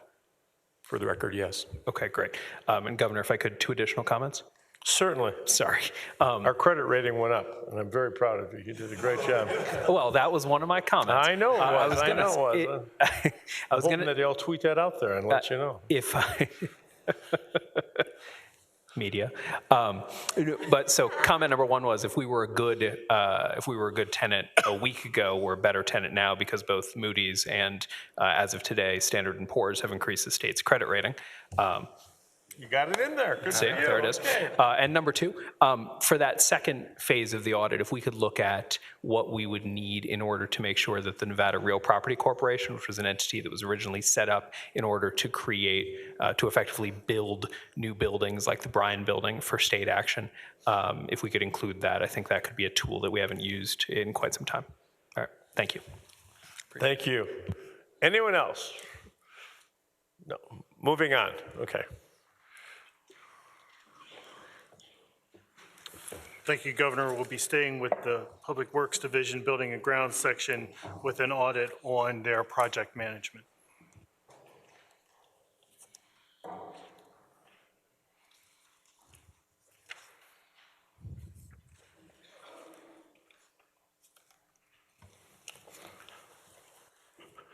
Afternoon, Governor and members of the committee. For the record, Craig Stevenson. Here to represent the State Public Works Division are Administrator Ward Patrick and Deputy Administrator Ron Cothran. We conducted an audit of the State Public Works Division Buildings and Grounds section. Our audit focused on one objective: improving B&G's project management. Based on current practices, the State Public Works Division Administrator has authority to approve projects that would properly be approved through the BOE process, which may limit transparency. Additionally, changes to legislatively authorized Category 14 projects are not reported to the governor or the legislature, which limits oversight of these projects and may lead to projects being neglected. To enhance transparency, accountability, and contract valuation accuracy, we made 3 recommendations. First, we recommend that B&G use historical data to estimate the value of open-ended contracts. Open-ended contracts are used to procure routine maintenance and repair services, such as janitorial, HVAC, and electrical. Many of these contracts are not accurately valued and require frequent amendments. We reviewed a sample of open-ended contracts awarded over the last 7 years and noted that 26% were amended at least once prior to contract expiration. Amending contracts requires staff resources. Approximately 2 weeks per year of combined staff time was expended amending these contracts. Using historical cost data to estimate the value of open-ended contracts will reduce the frequency of contract amendments and create a more efficient staff process. Second, we recommend that B&G formally define construction contracts in the state administrative manual and establish policies and procedures to clarify the use of owner-contractor agreements, or OCAs. B&G has no formal definition of what constitutes a construction contract. This has caused OCAs under NRS 338 to be used for routine maintenance and repair projects instead of using NRS 333, which requires approval from the Board of Examiners or the clerk of the board. This was a result of the consolidation of B&G into the State Public Works Division in 2011, when the administrator at the time determined that B&G would use the State Public Works Division's contracting guidelines for B&G's construction projects. The Governor's Finance Office Budget Division represents an agreement was subsequently reached with the State Public Works Division that OCAs would only be used for construction contracts that required a building permit.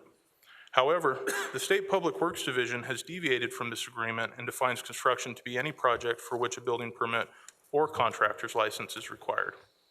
Requiring a contractor's license, requiring a contractor's license does not necessarily qualify a project as construction. Using OCAs for routine maintenance and repair projects circumvents the BOE review process. We reviewed a sample of OCAs awarded over the last 3 fiscal years and noted that 70% were for routine maintenance and repair projects and not construction or major maintenance projects. These contracts should have been approved through the BOE process and not by the State Public Works Division administrator. Based on our sample, approximately $187,000 worth of contracts were approved without the visibility of the BOE process. Other states, such as Utah, Colorado, and Arizona, formally define construction contracts as contracts for the construction, alteration, or improvement of a public facility and specifically exclude routine maintenance and repair projects. Formally defining construction contracts in the state administrative manual and establishing policies and procedures to clarify the use of OCAs would ensure that OCAs are properly used, comply with statute, and provide transparency of these contracts to the BOE. Third, we recommend that B&G report changes to legislatively authorized Category 14 building renovation projects to the governor and to the legislature. B&G does not report changes to these projects because the state does not require it. Reporting changes to these projects would allow the governor and the legislature to have better oversight of these projects. B&G received legislative authorization and funding for specifically identified building renovation projects based on the budgetary justification that these projects required immediate action. However, for fiscal years 2015 through 2019, only 39% of building improvements made were to buildings associated with legislatively authorized building renovation projects. B&G did not report the remaining 61% of building improvements to the Governor's Finance Office Budget Division or the Legislative Council Bureau's Fiscal Analysis Division. Using an existing reporting mechanism, such as the reporting requirements for the Capital Improvement Program, or developing a new mechanism to report changes to legislatively authorized building renovation projects, will allow the legislature and the governor to have oversight of spending and be able to monitor progress on these projects. This will enhance visibility on approximately $626,000 of projects not originally authorized and prevent inaction on previously approved projects. We'd like to thank the division for their time and input throughout this audit, and we'd be happy to answer any questions the committee may have. Thank you. What is the total dollar amount between the maintenance part and these renovation projects? I know the renovation's 600 and something thousand, and what is it, just under $1 million?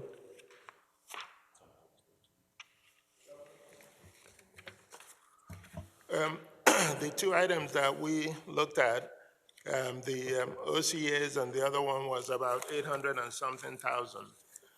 Okay, However, the Category 14 projects is about 700,000 a year. around there for those categories of projects that are under the category 14, which are CIP type projects that BNG undertakes. Okay, are these all paying prevailing wage? Governor, prevailing wage, Vito Zude for the record, prevailing wage does not apply because the ones that the administrator is approving is less than 100,000. And prior to 2019, AB 136 was enacted, and prevailing wage used to be anything over 250,000. It's been lowered to 100,000. And all the approvals that Mr. Patrick is approving under his authority is within that 100,000 or below the 100,000. So prevailing wage doesn't apply on that. And the other side of it is the service contracts. Okay, before you get off that, how are the contractors being selected? I will have to defer that to the administrator.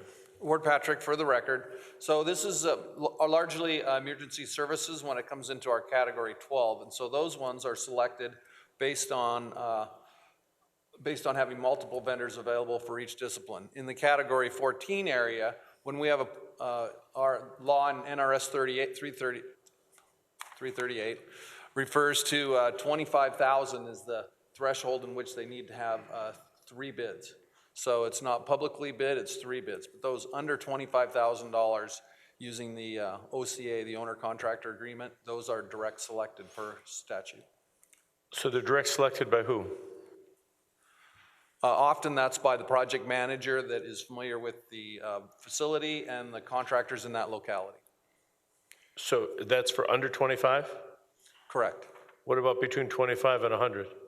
So then the project manager or our administrative services area within Public Works would issue a bid to 3 candidates that we think would be successful at the project. And that's per NRS 338. So you solicit 3 bids? Correct. And how does one get on the list to be requested for a solicitation? Good question, Governor. We don't have a standard list, but we are familiar with the services needed, and we do have what we call the qualification of bidders list. And so there's a list required by law in NRS 338 where vendors are qualified per dollar value of their license and per their license category. So if there's some work in the mechanical area or electrical area, you'd look at the various C licenses and then pick people off of that list. So is there a carve out for minority or women-owned businesses or veteran-owned businesses? Or you understand the concern I got is I don't know how somebody gets on the list. At the county, I made sure that they updated the list. Somebody new came into town that did whatever it was, masonry work, they got to put their name on the list so that they'd get a chance. How is that being addressed at the state level? So I would say at the state level, women-owned businesses or minority-owned business, there's no prioritization for those categories in NRS. However, there is a preference given to veterans with disabilities in the various dollar values. But that buildings and grounds contracts don't meet those thresholds. But we do have a list of those contractors, and we check that to see if those licensees are applicable to the work needed. And I appreciate that. I appreciate that we've got a lot of lists, but I don't know how a new person gets on the list. That's what I don't know where the rest of my board feels, but I feel strongly that I want to encourage new businesses, small businesses to have the opportunity to participate in state contracts. So if you make them aware of the opening of those lists and open up the list to get on the list so that they could be selected. I had a comment down here. Thank you, Ms. Governor. Couldn't agree more. I think at the end of the day, you took words right out of my mouth, ensuring that we have a diverse cadre of individuals who can apply for these or who can be solicited. I think his question, well, I'd like to restate it, see if I can get an answer from you. How do you develop this list? So there's a qualification of bidders list that's developed per statute, NRS 338, 1379. Okay. And so it's on our website and any contractor can apply. Okay. So there's an application process. There's various levels that people apply for, 30 million and over, 5 million and over, a million down to 100,000. So that list doesn't directly apply, but it's reviewed. You know, it's that those categories don't go that low, but all those would be candidates for these projects in category 14. So below you solicit $100,000. people on that list to bid. Do you solicit people to get on the list?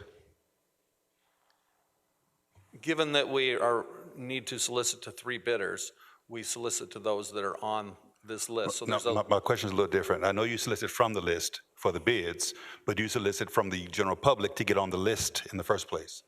correct. It's on our website, and it was a public hearing process, and our board Okay. regulates the application. And I'm going to jump in here, Ford.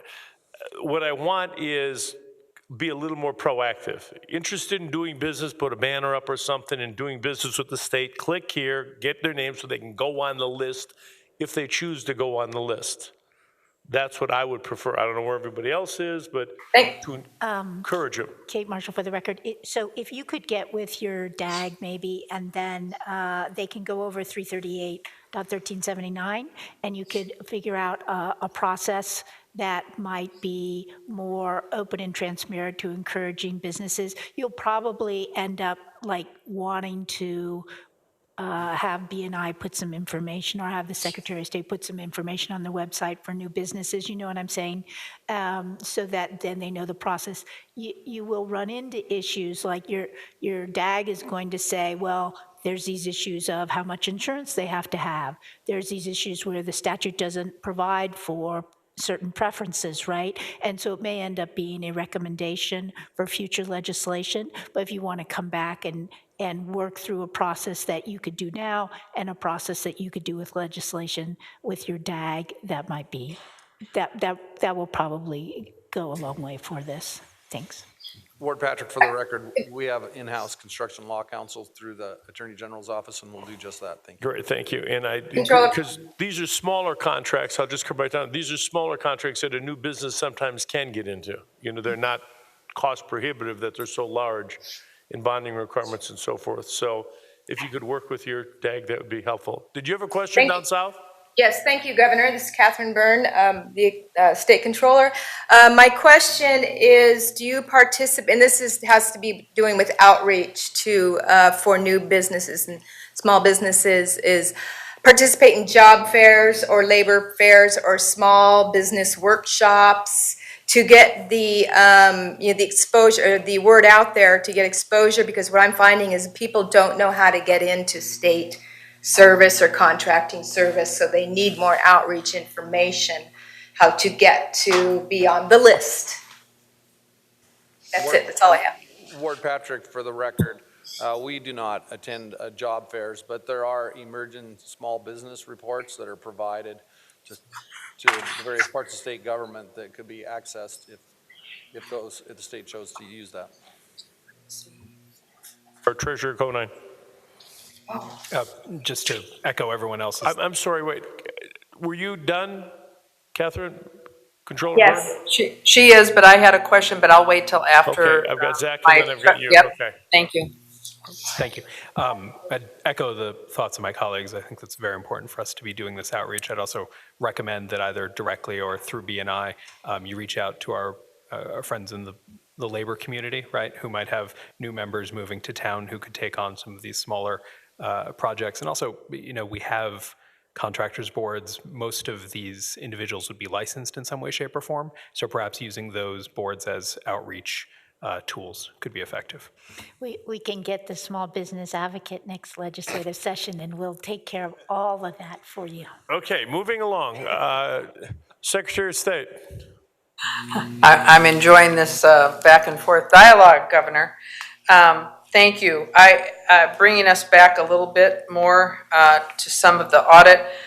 Some of the questions I had were in reference to the nearly 2.8 million of the 7 million that was spent on building improvements and unauthorized buildings.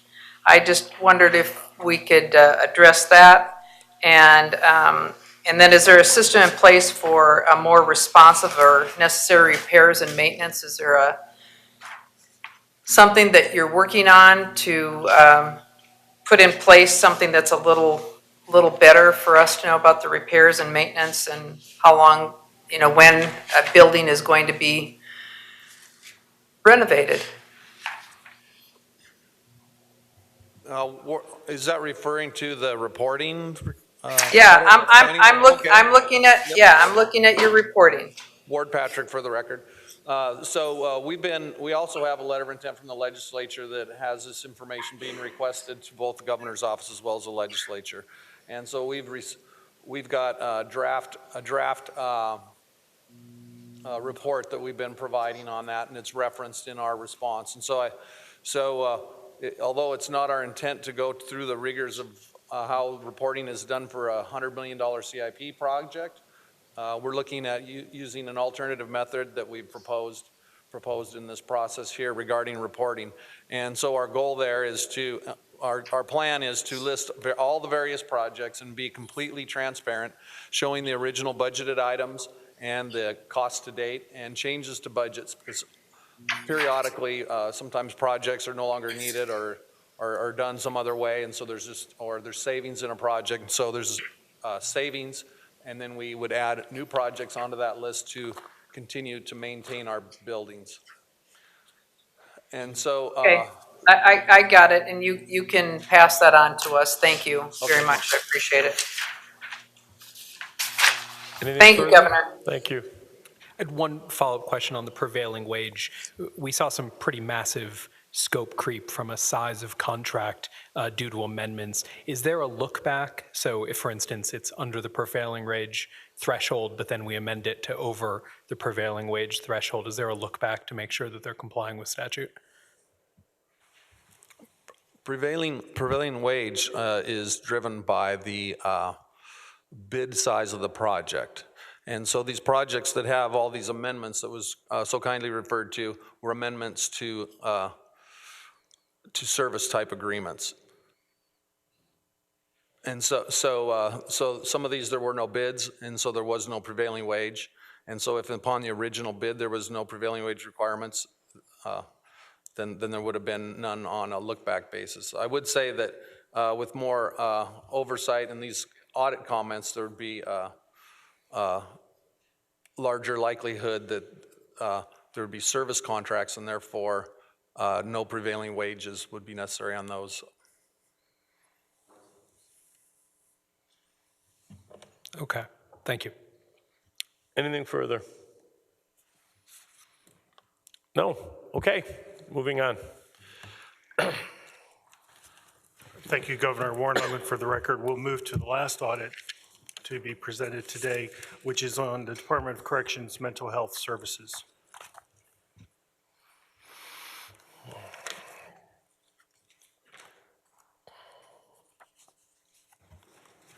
Good afternoon, Governor, members of the committee. For the record, Ashwini Prasad. Representing the Department of Corrections are Acting Director Harold Wickham, Medical Director Dr. Michael Menev, and Deputy Director Kim Thomas. Our audit objective was to evaluate if NDOC could improve oversight of its mental health services. Treatment for inmates with mental health diagnoses continues to develop as NDOC moves to a framework of reviewing and assessing results of its evidence-based programs initiative and reach out to the Department of Health and Human Services and community partners to enhance success of mental health inmates as they reintegrate into the communities. We made 2 recommendations which could help ensure compliance with national standards and promote reintegration for inmates with mental illness into the community upon release, reduce recidivism, and work with other state agencies and community partners to benefit the state by approximately $4.3 million. First, we recommend NDOC establish performance measures for mental health services. A Pew Charitable Trust study reported recidivism rates dropped by 23% in states that had implemented evidence-based programs. When NDOC's evidence-based programs are functioning as designed, NDOC should see a reduction in recidivism rates similar to those attained by other states and could benefit the state by $2.7 million with targeted programs for mental health inmates. Second, we recommend NDOC establish a coordinated relationship with other state agencies and community partners. 90 days prior to an inmate's release, NDOC creates a primary release plan. However, NDOC does not measure the effectiveness of its release plans. We found, on average, 17 release plans per week were not submitted by NDOC as required per their administrative regulations. Additionally, on average, 65 release plans per week were deemed non-viable and denied by the Division of Parole and Probation, and new plans had to be created. These 65 inmates were waiting for release an average of 125 days past their parole eligibility date due to non-viable release plans. In addition, inmates with mental health diagnoses require continuity of care as they reintegrate into the community. We found many inmates with mental health diagnoses are released into the community without any support other than their initial release plan. For the period January 2018 through August 2019, more than 31% of all inmates released from prison received no post-release supervision or case management in the community. Of this total, approximately 7% were inmates with mental illness. NDOC should partner with state resources such as Northern Nevada and Southern Nevada Mental Health Services and other community partners to provide mental health treatment, which could help bridge the gap from incarceration to reintegration into the community.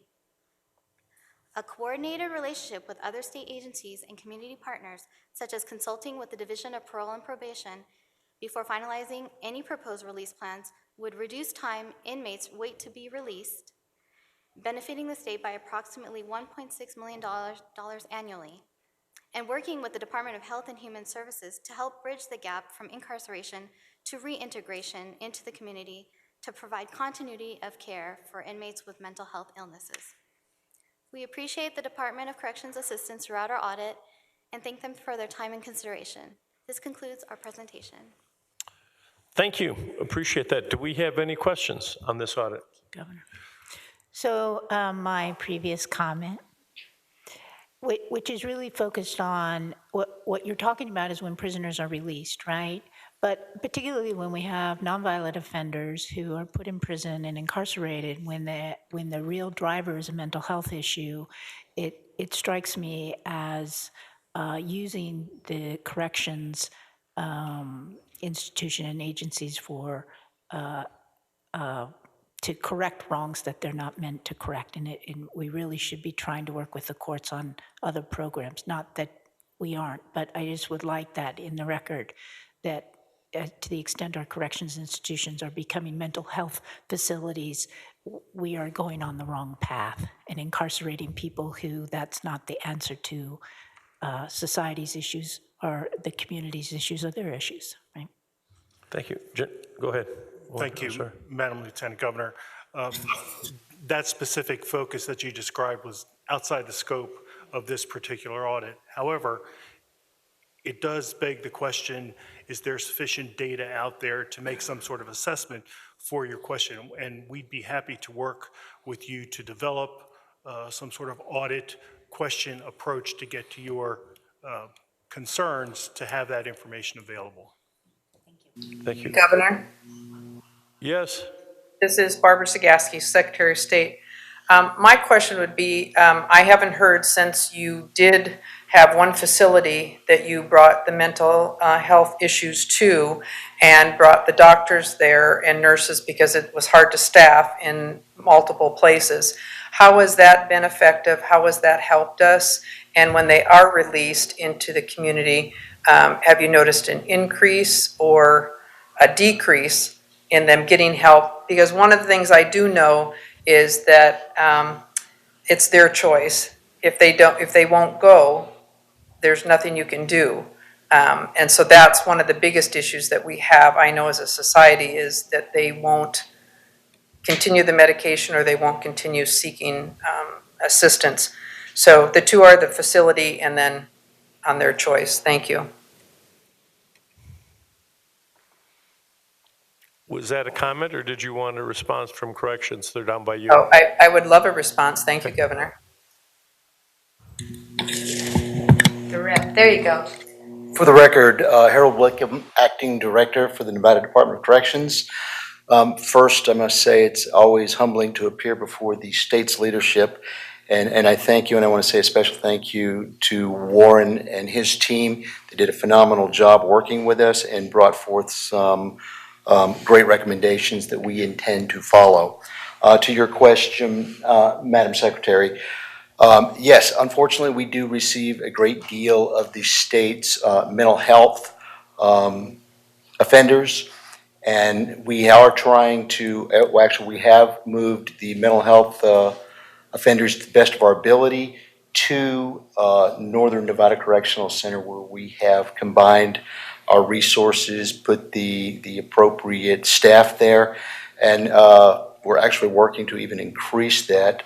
Director Zorinda, prior to leaving, instituted a very innovative, evolving process to have the mental health and our medical division work together to combine all under one leadership, Dr. Manev, to funnel all of our data together so that we can start receiving comprehensive data on both the medical, the clinician side, as well as the programmatic side, so that we can provide a much better, and this is in concert with the recommendations from the Audit Committee, a much better comprehensive data. Do we have the answers today? I would be remiss to give you an answer, so I think I'm going to defer to that. As no, we don't have the perfect answer, but I can promise you our agency's looking and working hard to meet the needs of our mental health communities. And it's unfortunate that, as Lieutenant Governor Marshall stated, we seem to be getting a lot more than our proportionate share of mental health offenders. And it would be great if we could do other things, but with our resources, we're doing the very best we can.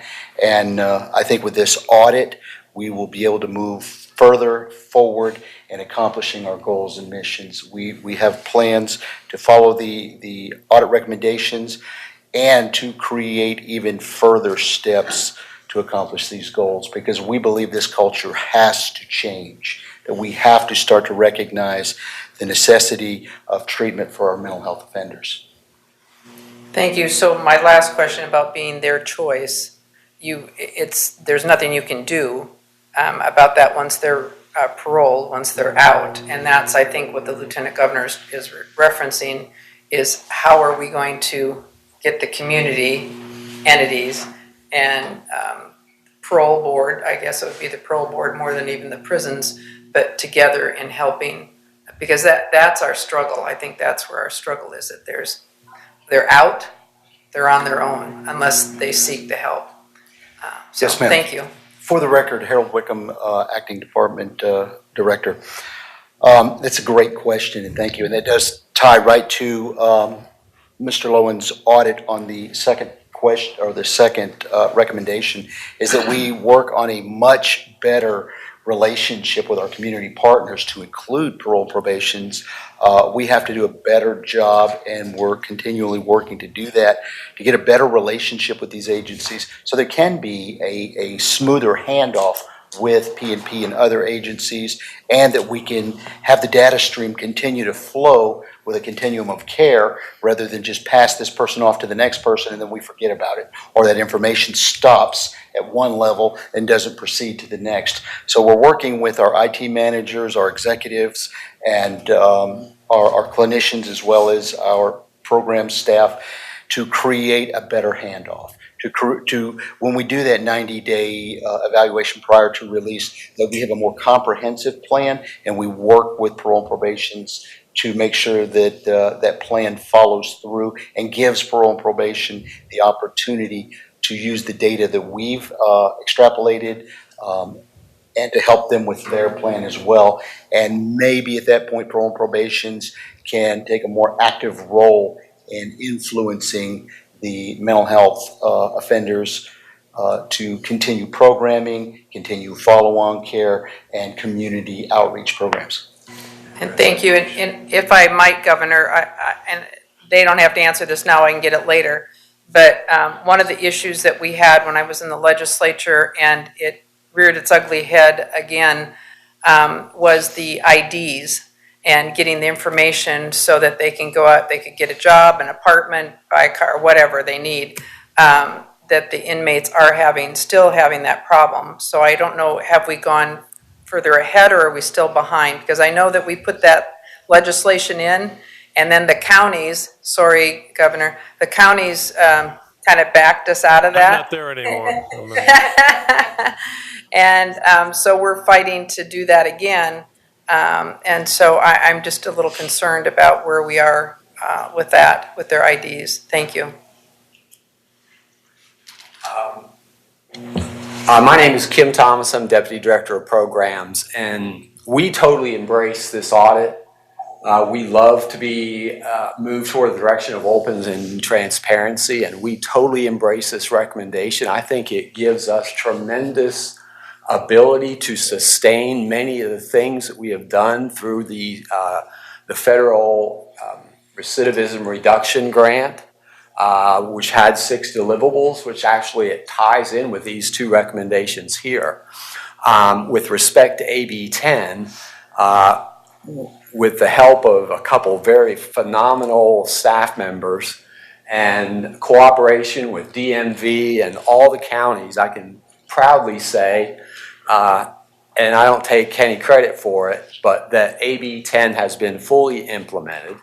We have an ID card, a validated and unvalidated ID card, just like the AB 10 says. And we are happy to report that we have reached out with all the major counties throughout the state, Wausau, Clark, and I'm sorry, the third, and they are fully accepting our ID cards. And so I would call that a tremendous success. And we want to continue to work with the parole board. I know that the Chief Carpenter has expressed some maybe further work we can do in that area, so I'm excited to work with her. And just, if I may, address the Ely situation, this body fully is aware of the staffing issues we have at Ely. And so you can imagine the ability or inability to get mental health professionals there. So from my standpoint, not being a clinician, but the move from Ely to NNCC, where you have the ability to retain PhD psychologists and those types of people, there is no doubt that the quality of care is better. Can we do better? Can we improve? Yes, and that's why I'm so enthusiastic about having Dr. Menev and a licensed clinical psychologist, another clinician, leading these improvements in mental health.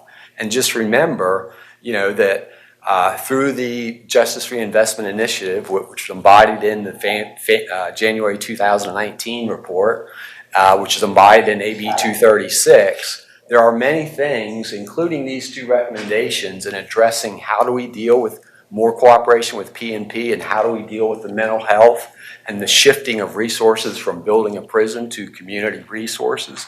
That is also going to be a tremendous boost for us, and it fits in perfectly with all our game plans. And as far as, and part of the process is, we prefer, and everybody prefers, to have a mental health patient being paroled where there is actually supervision. But we're always going to have those who are just plain discharged and there's no supervision. So that's when we are somewhat hands tied and we have to rely on our community partners to do it. On the second recommendation, as far as community partners, I think the key word there is coordinated community partner development, okay? We have plenty of community partners from the recidivism reduction grant, but the coordinated part is something that we're also very enthusiastic and look forward to having those great relationships. Thank you. Thank you, Governor. Thank you. General Ford. Thank you, Mr. Governor, and thank you so much for the report. I have a question about the report, but the timing of this meeting and the question of Madam Secretary is quite interesting, because yesterday we had a Pardons Board meeting where an inmate actually, because it's not just people getting released who are not wanting to get treated. We had an inmate who was applying for pardon who said, who acknowledged he needed counseling but didn't want to do it in prison. And there's nothing you can do about that. And the reason why I mention that first is because it's a transition into a concern that I have which is this notion of, well, let me say it this way. I'm happy to hear that you're excited about implementing this audit, and that you embrace the things in this audit. But I'm fully aware of the limitations of your entity. I represent you, and non-privileged information I can say out loud is that you have a very difficult time getting services into the prisons from community partners. A very small number of individuals, even outside the prison, who you can work with on the community side of things. And so acknowledging that out loud, I think is important for us, because I wouldn't be surprised if we saw these same types of things crop up in your audits again. But I'm happy to hear that you're going to be working hard to try to make that happen. I am concerned, as most folks are, I would imagine, that the primary release plans are being rejected as non-viable, and inmates are being retained in prison for months, almost beyond their parole eligibility date. I don't know if the audit committee can answer this, or if I need to hear from the division on this, or the department on this, but what's the reason parole and probation is giving what's the main reason, I would imagine, I'm asking, for the rejection of these PRPs? Vito Zude, for the record, one of the main reasons they are given is that some of these inmates are very hard to place in housing. So most of the reasons that those inmates are being retained is because of housing. NDOC cannot find housing for some of them. So they should be working with PMP to make sure that there's housing available, the community partners to make sure that there's housing available, there's somebody who can take these hard-to-place inmates into their own communities. That's part of the issue. Which is the reason why I say I wouldn't be surprised if we see this on another audit committee coming forward, right? We have restrictions and leases out there that don't have to let ex-offenders live in their facilities or in their apartment complexes. And so I empathize with you, or sympathize with you rather, on the difficulty you have there. But I would also like to hear from the department on this issue, and maybe you can share some thoughts with us on that as well.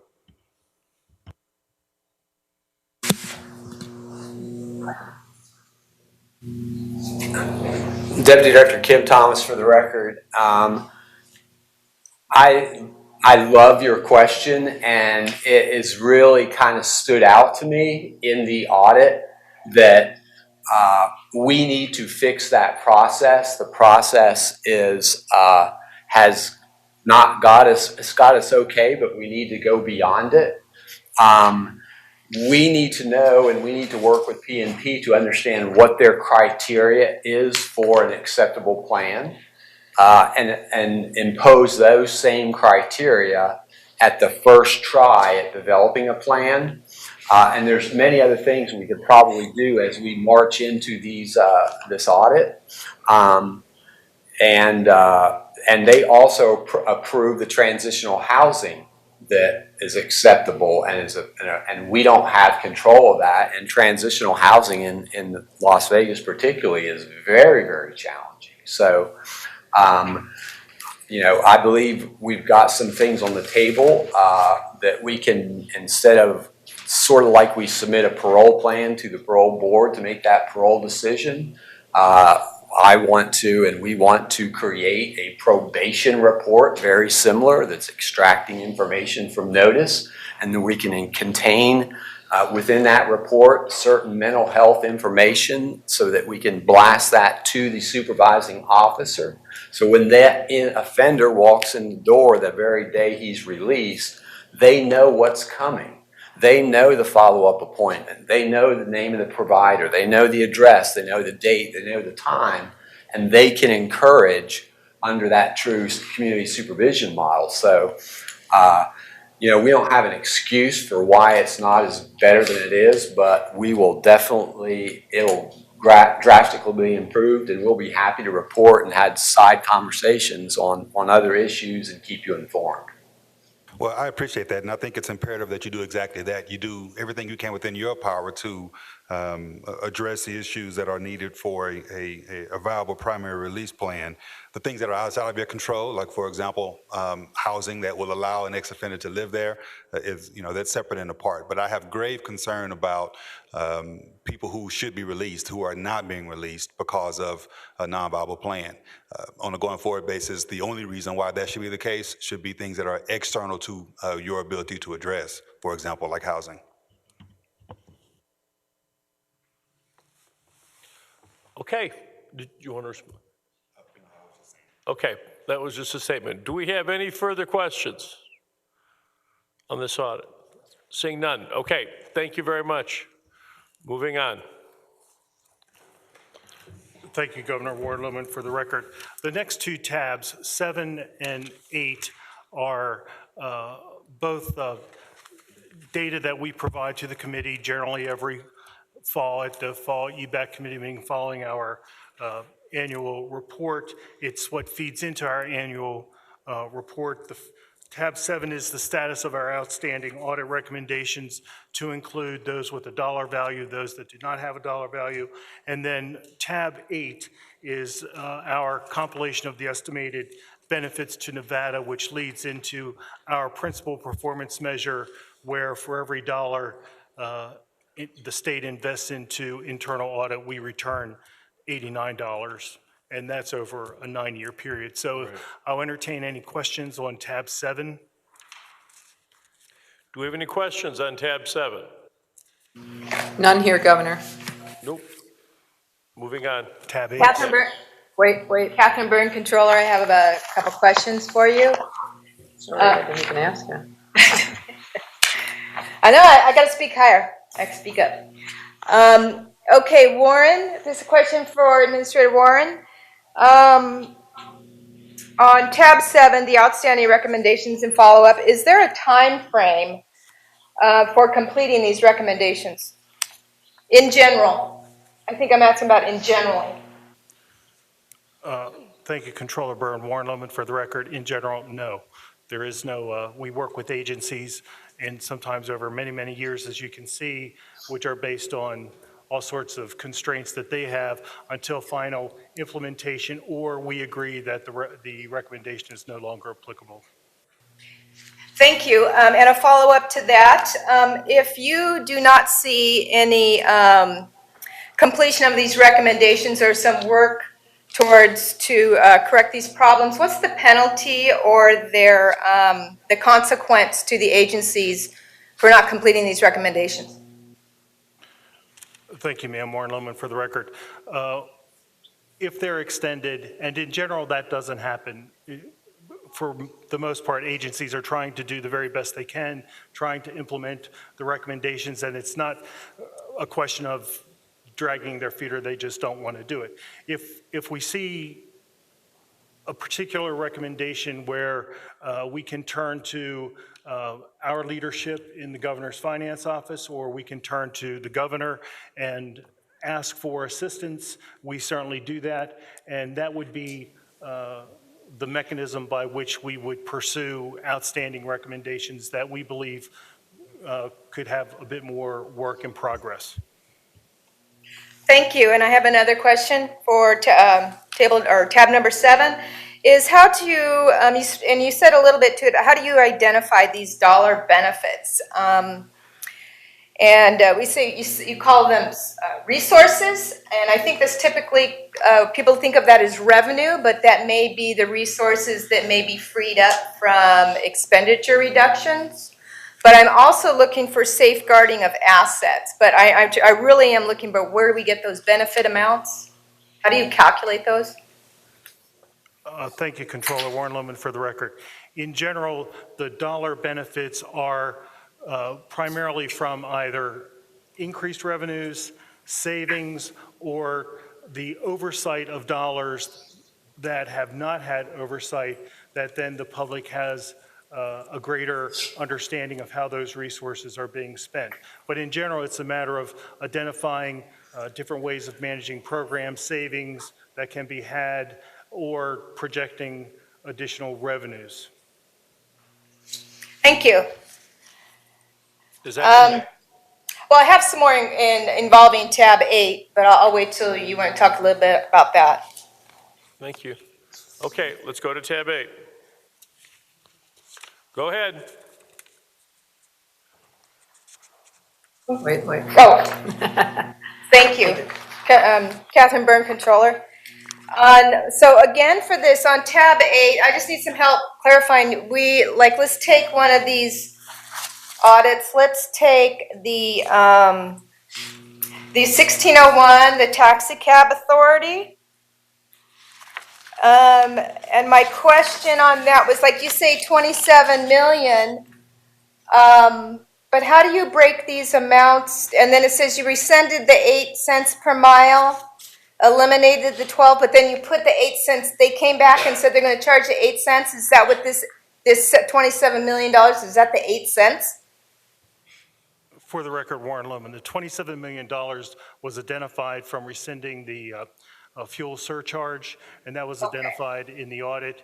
If you look at the benefits, and we do it over a 3-year period here, the administrator of the Taxi Cab Authority did in fact rescind the fuel surcharge, and he did that 4 months into the fiscal year. We should have taken a benefit for 8 months in that first year, and then the full benefit for the amount that he was doing thereafter. We didn't do that. This was an accounting error, or the audit, if you will, in that we took a smaller benefit than we should have, and then we adjusted based on the actual benefit and took the correct benefit then beginning in 2019, which we will take for a few more years, 9 years from 2015, which was a little over 16 million. Okay. More questions on this tab 8, because sometimes I see where you have the years, and they, sometimes they'll total your total benefit amount. I'm just using it as an example. But then there's other ones where you see the total benefit amount, like for example on 1501, it says 90,000 is the benefit amount, but we have 45, 90, and 90 for those years. So I'm wondering, where's the identified dollar, the original 90,000? How does that relate to those numbers? Is it 90,000 per year? For the record, Warren Lohman, yes, ma'am, that's correct. It's $90,000, and in FY 2017, the recommendation was implemented approximately 6 months through the year, and so we only took half of the benefit, and then we'll take the full benefit thereafter. You see, it says annual savings there. Okay. Because I'm going for this taxi cab one, was the 27 million. I'm going back to 27 million. So the 27 million, that's per year? On the taxi cab authority, 1601. Yes, ma'am. For the record, Warren Lohman. Okay. If it had been fully implemented as identified in the audit, yes, it would have been. That's what the amount of the dollar benefit was identified in the audit. And then the actual physical years, when we, the 3 years after, is when we work with the agency and identify the actual benefit, and that's the benefit that we're taking. Okay. Have we been verifying that? You've been following up? I mean, do we see the 27 million? For the record, Warren Lohman, yes, we follow up, but our follow-up determined that it wasn't going to be 27 million. Okay. That it was going to be 16 million, and that's what the benefit. Okay. So it's not 27 per year then? 27 million per year? For the record, Warren Lohman, yes, that's correct. It is not going to be 27 million as identified in the original audit. Okay. It's going to be what we determined was the actual benefit thereafter when the recommendation was fully implemented. Okay, thank you. Because I was like, where's our 27 million, right? Also, that's a special, we say that we want to be able to free up these resources to use for something else, right? Now, the taxi cab authority, that's a special revenue fund. So I believe the fund balance would be restricted for B&I. So I'm wondering how we would get these funds out of, for example, these funds that are in, or these savings that are in different funds, that how we're going to get them to the big general, the big general fund pot. Would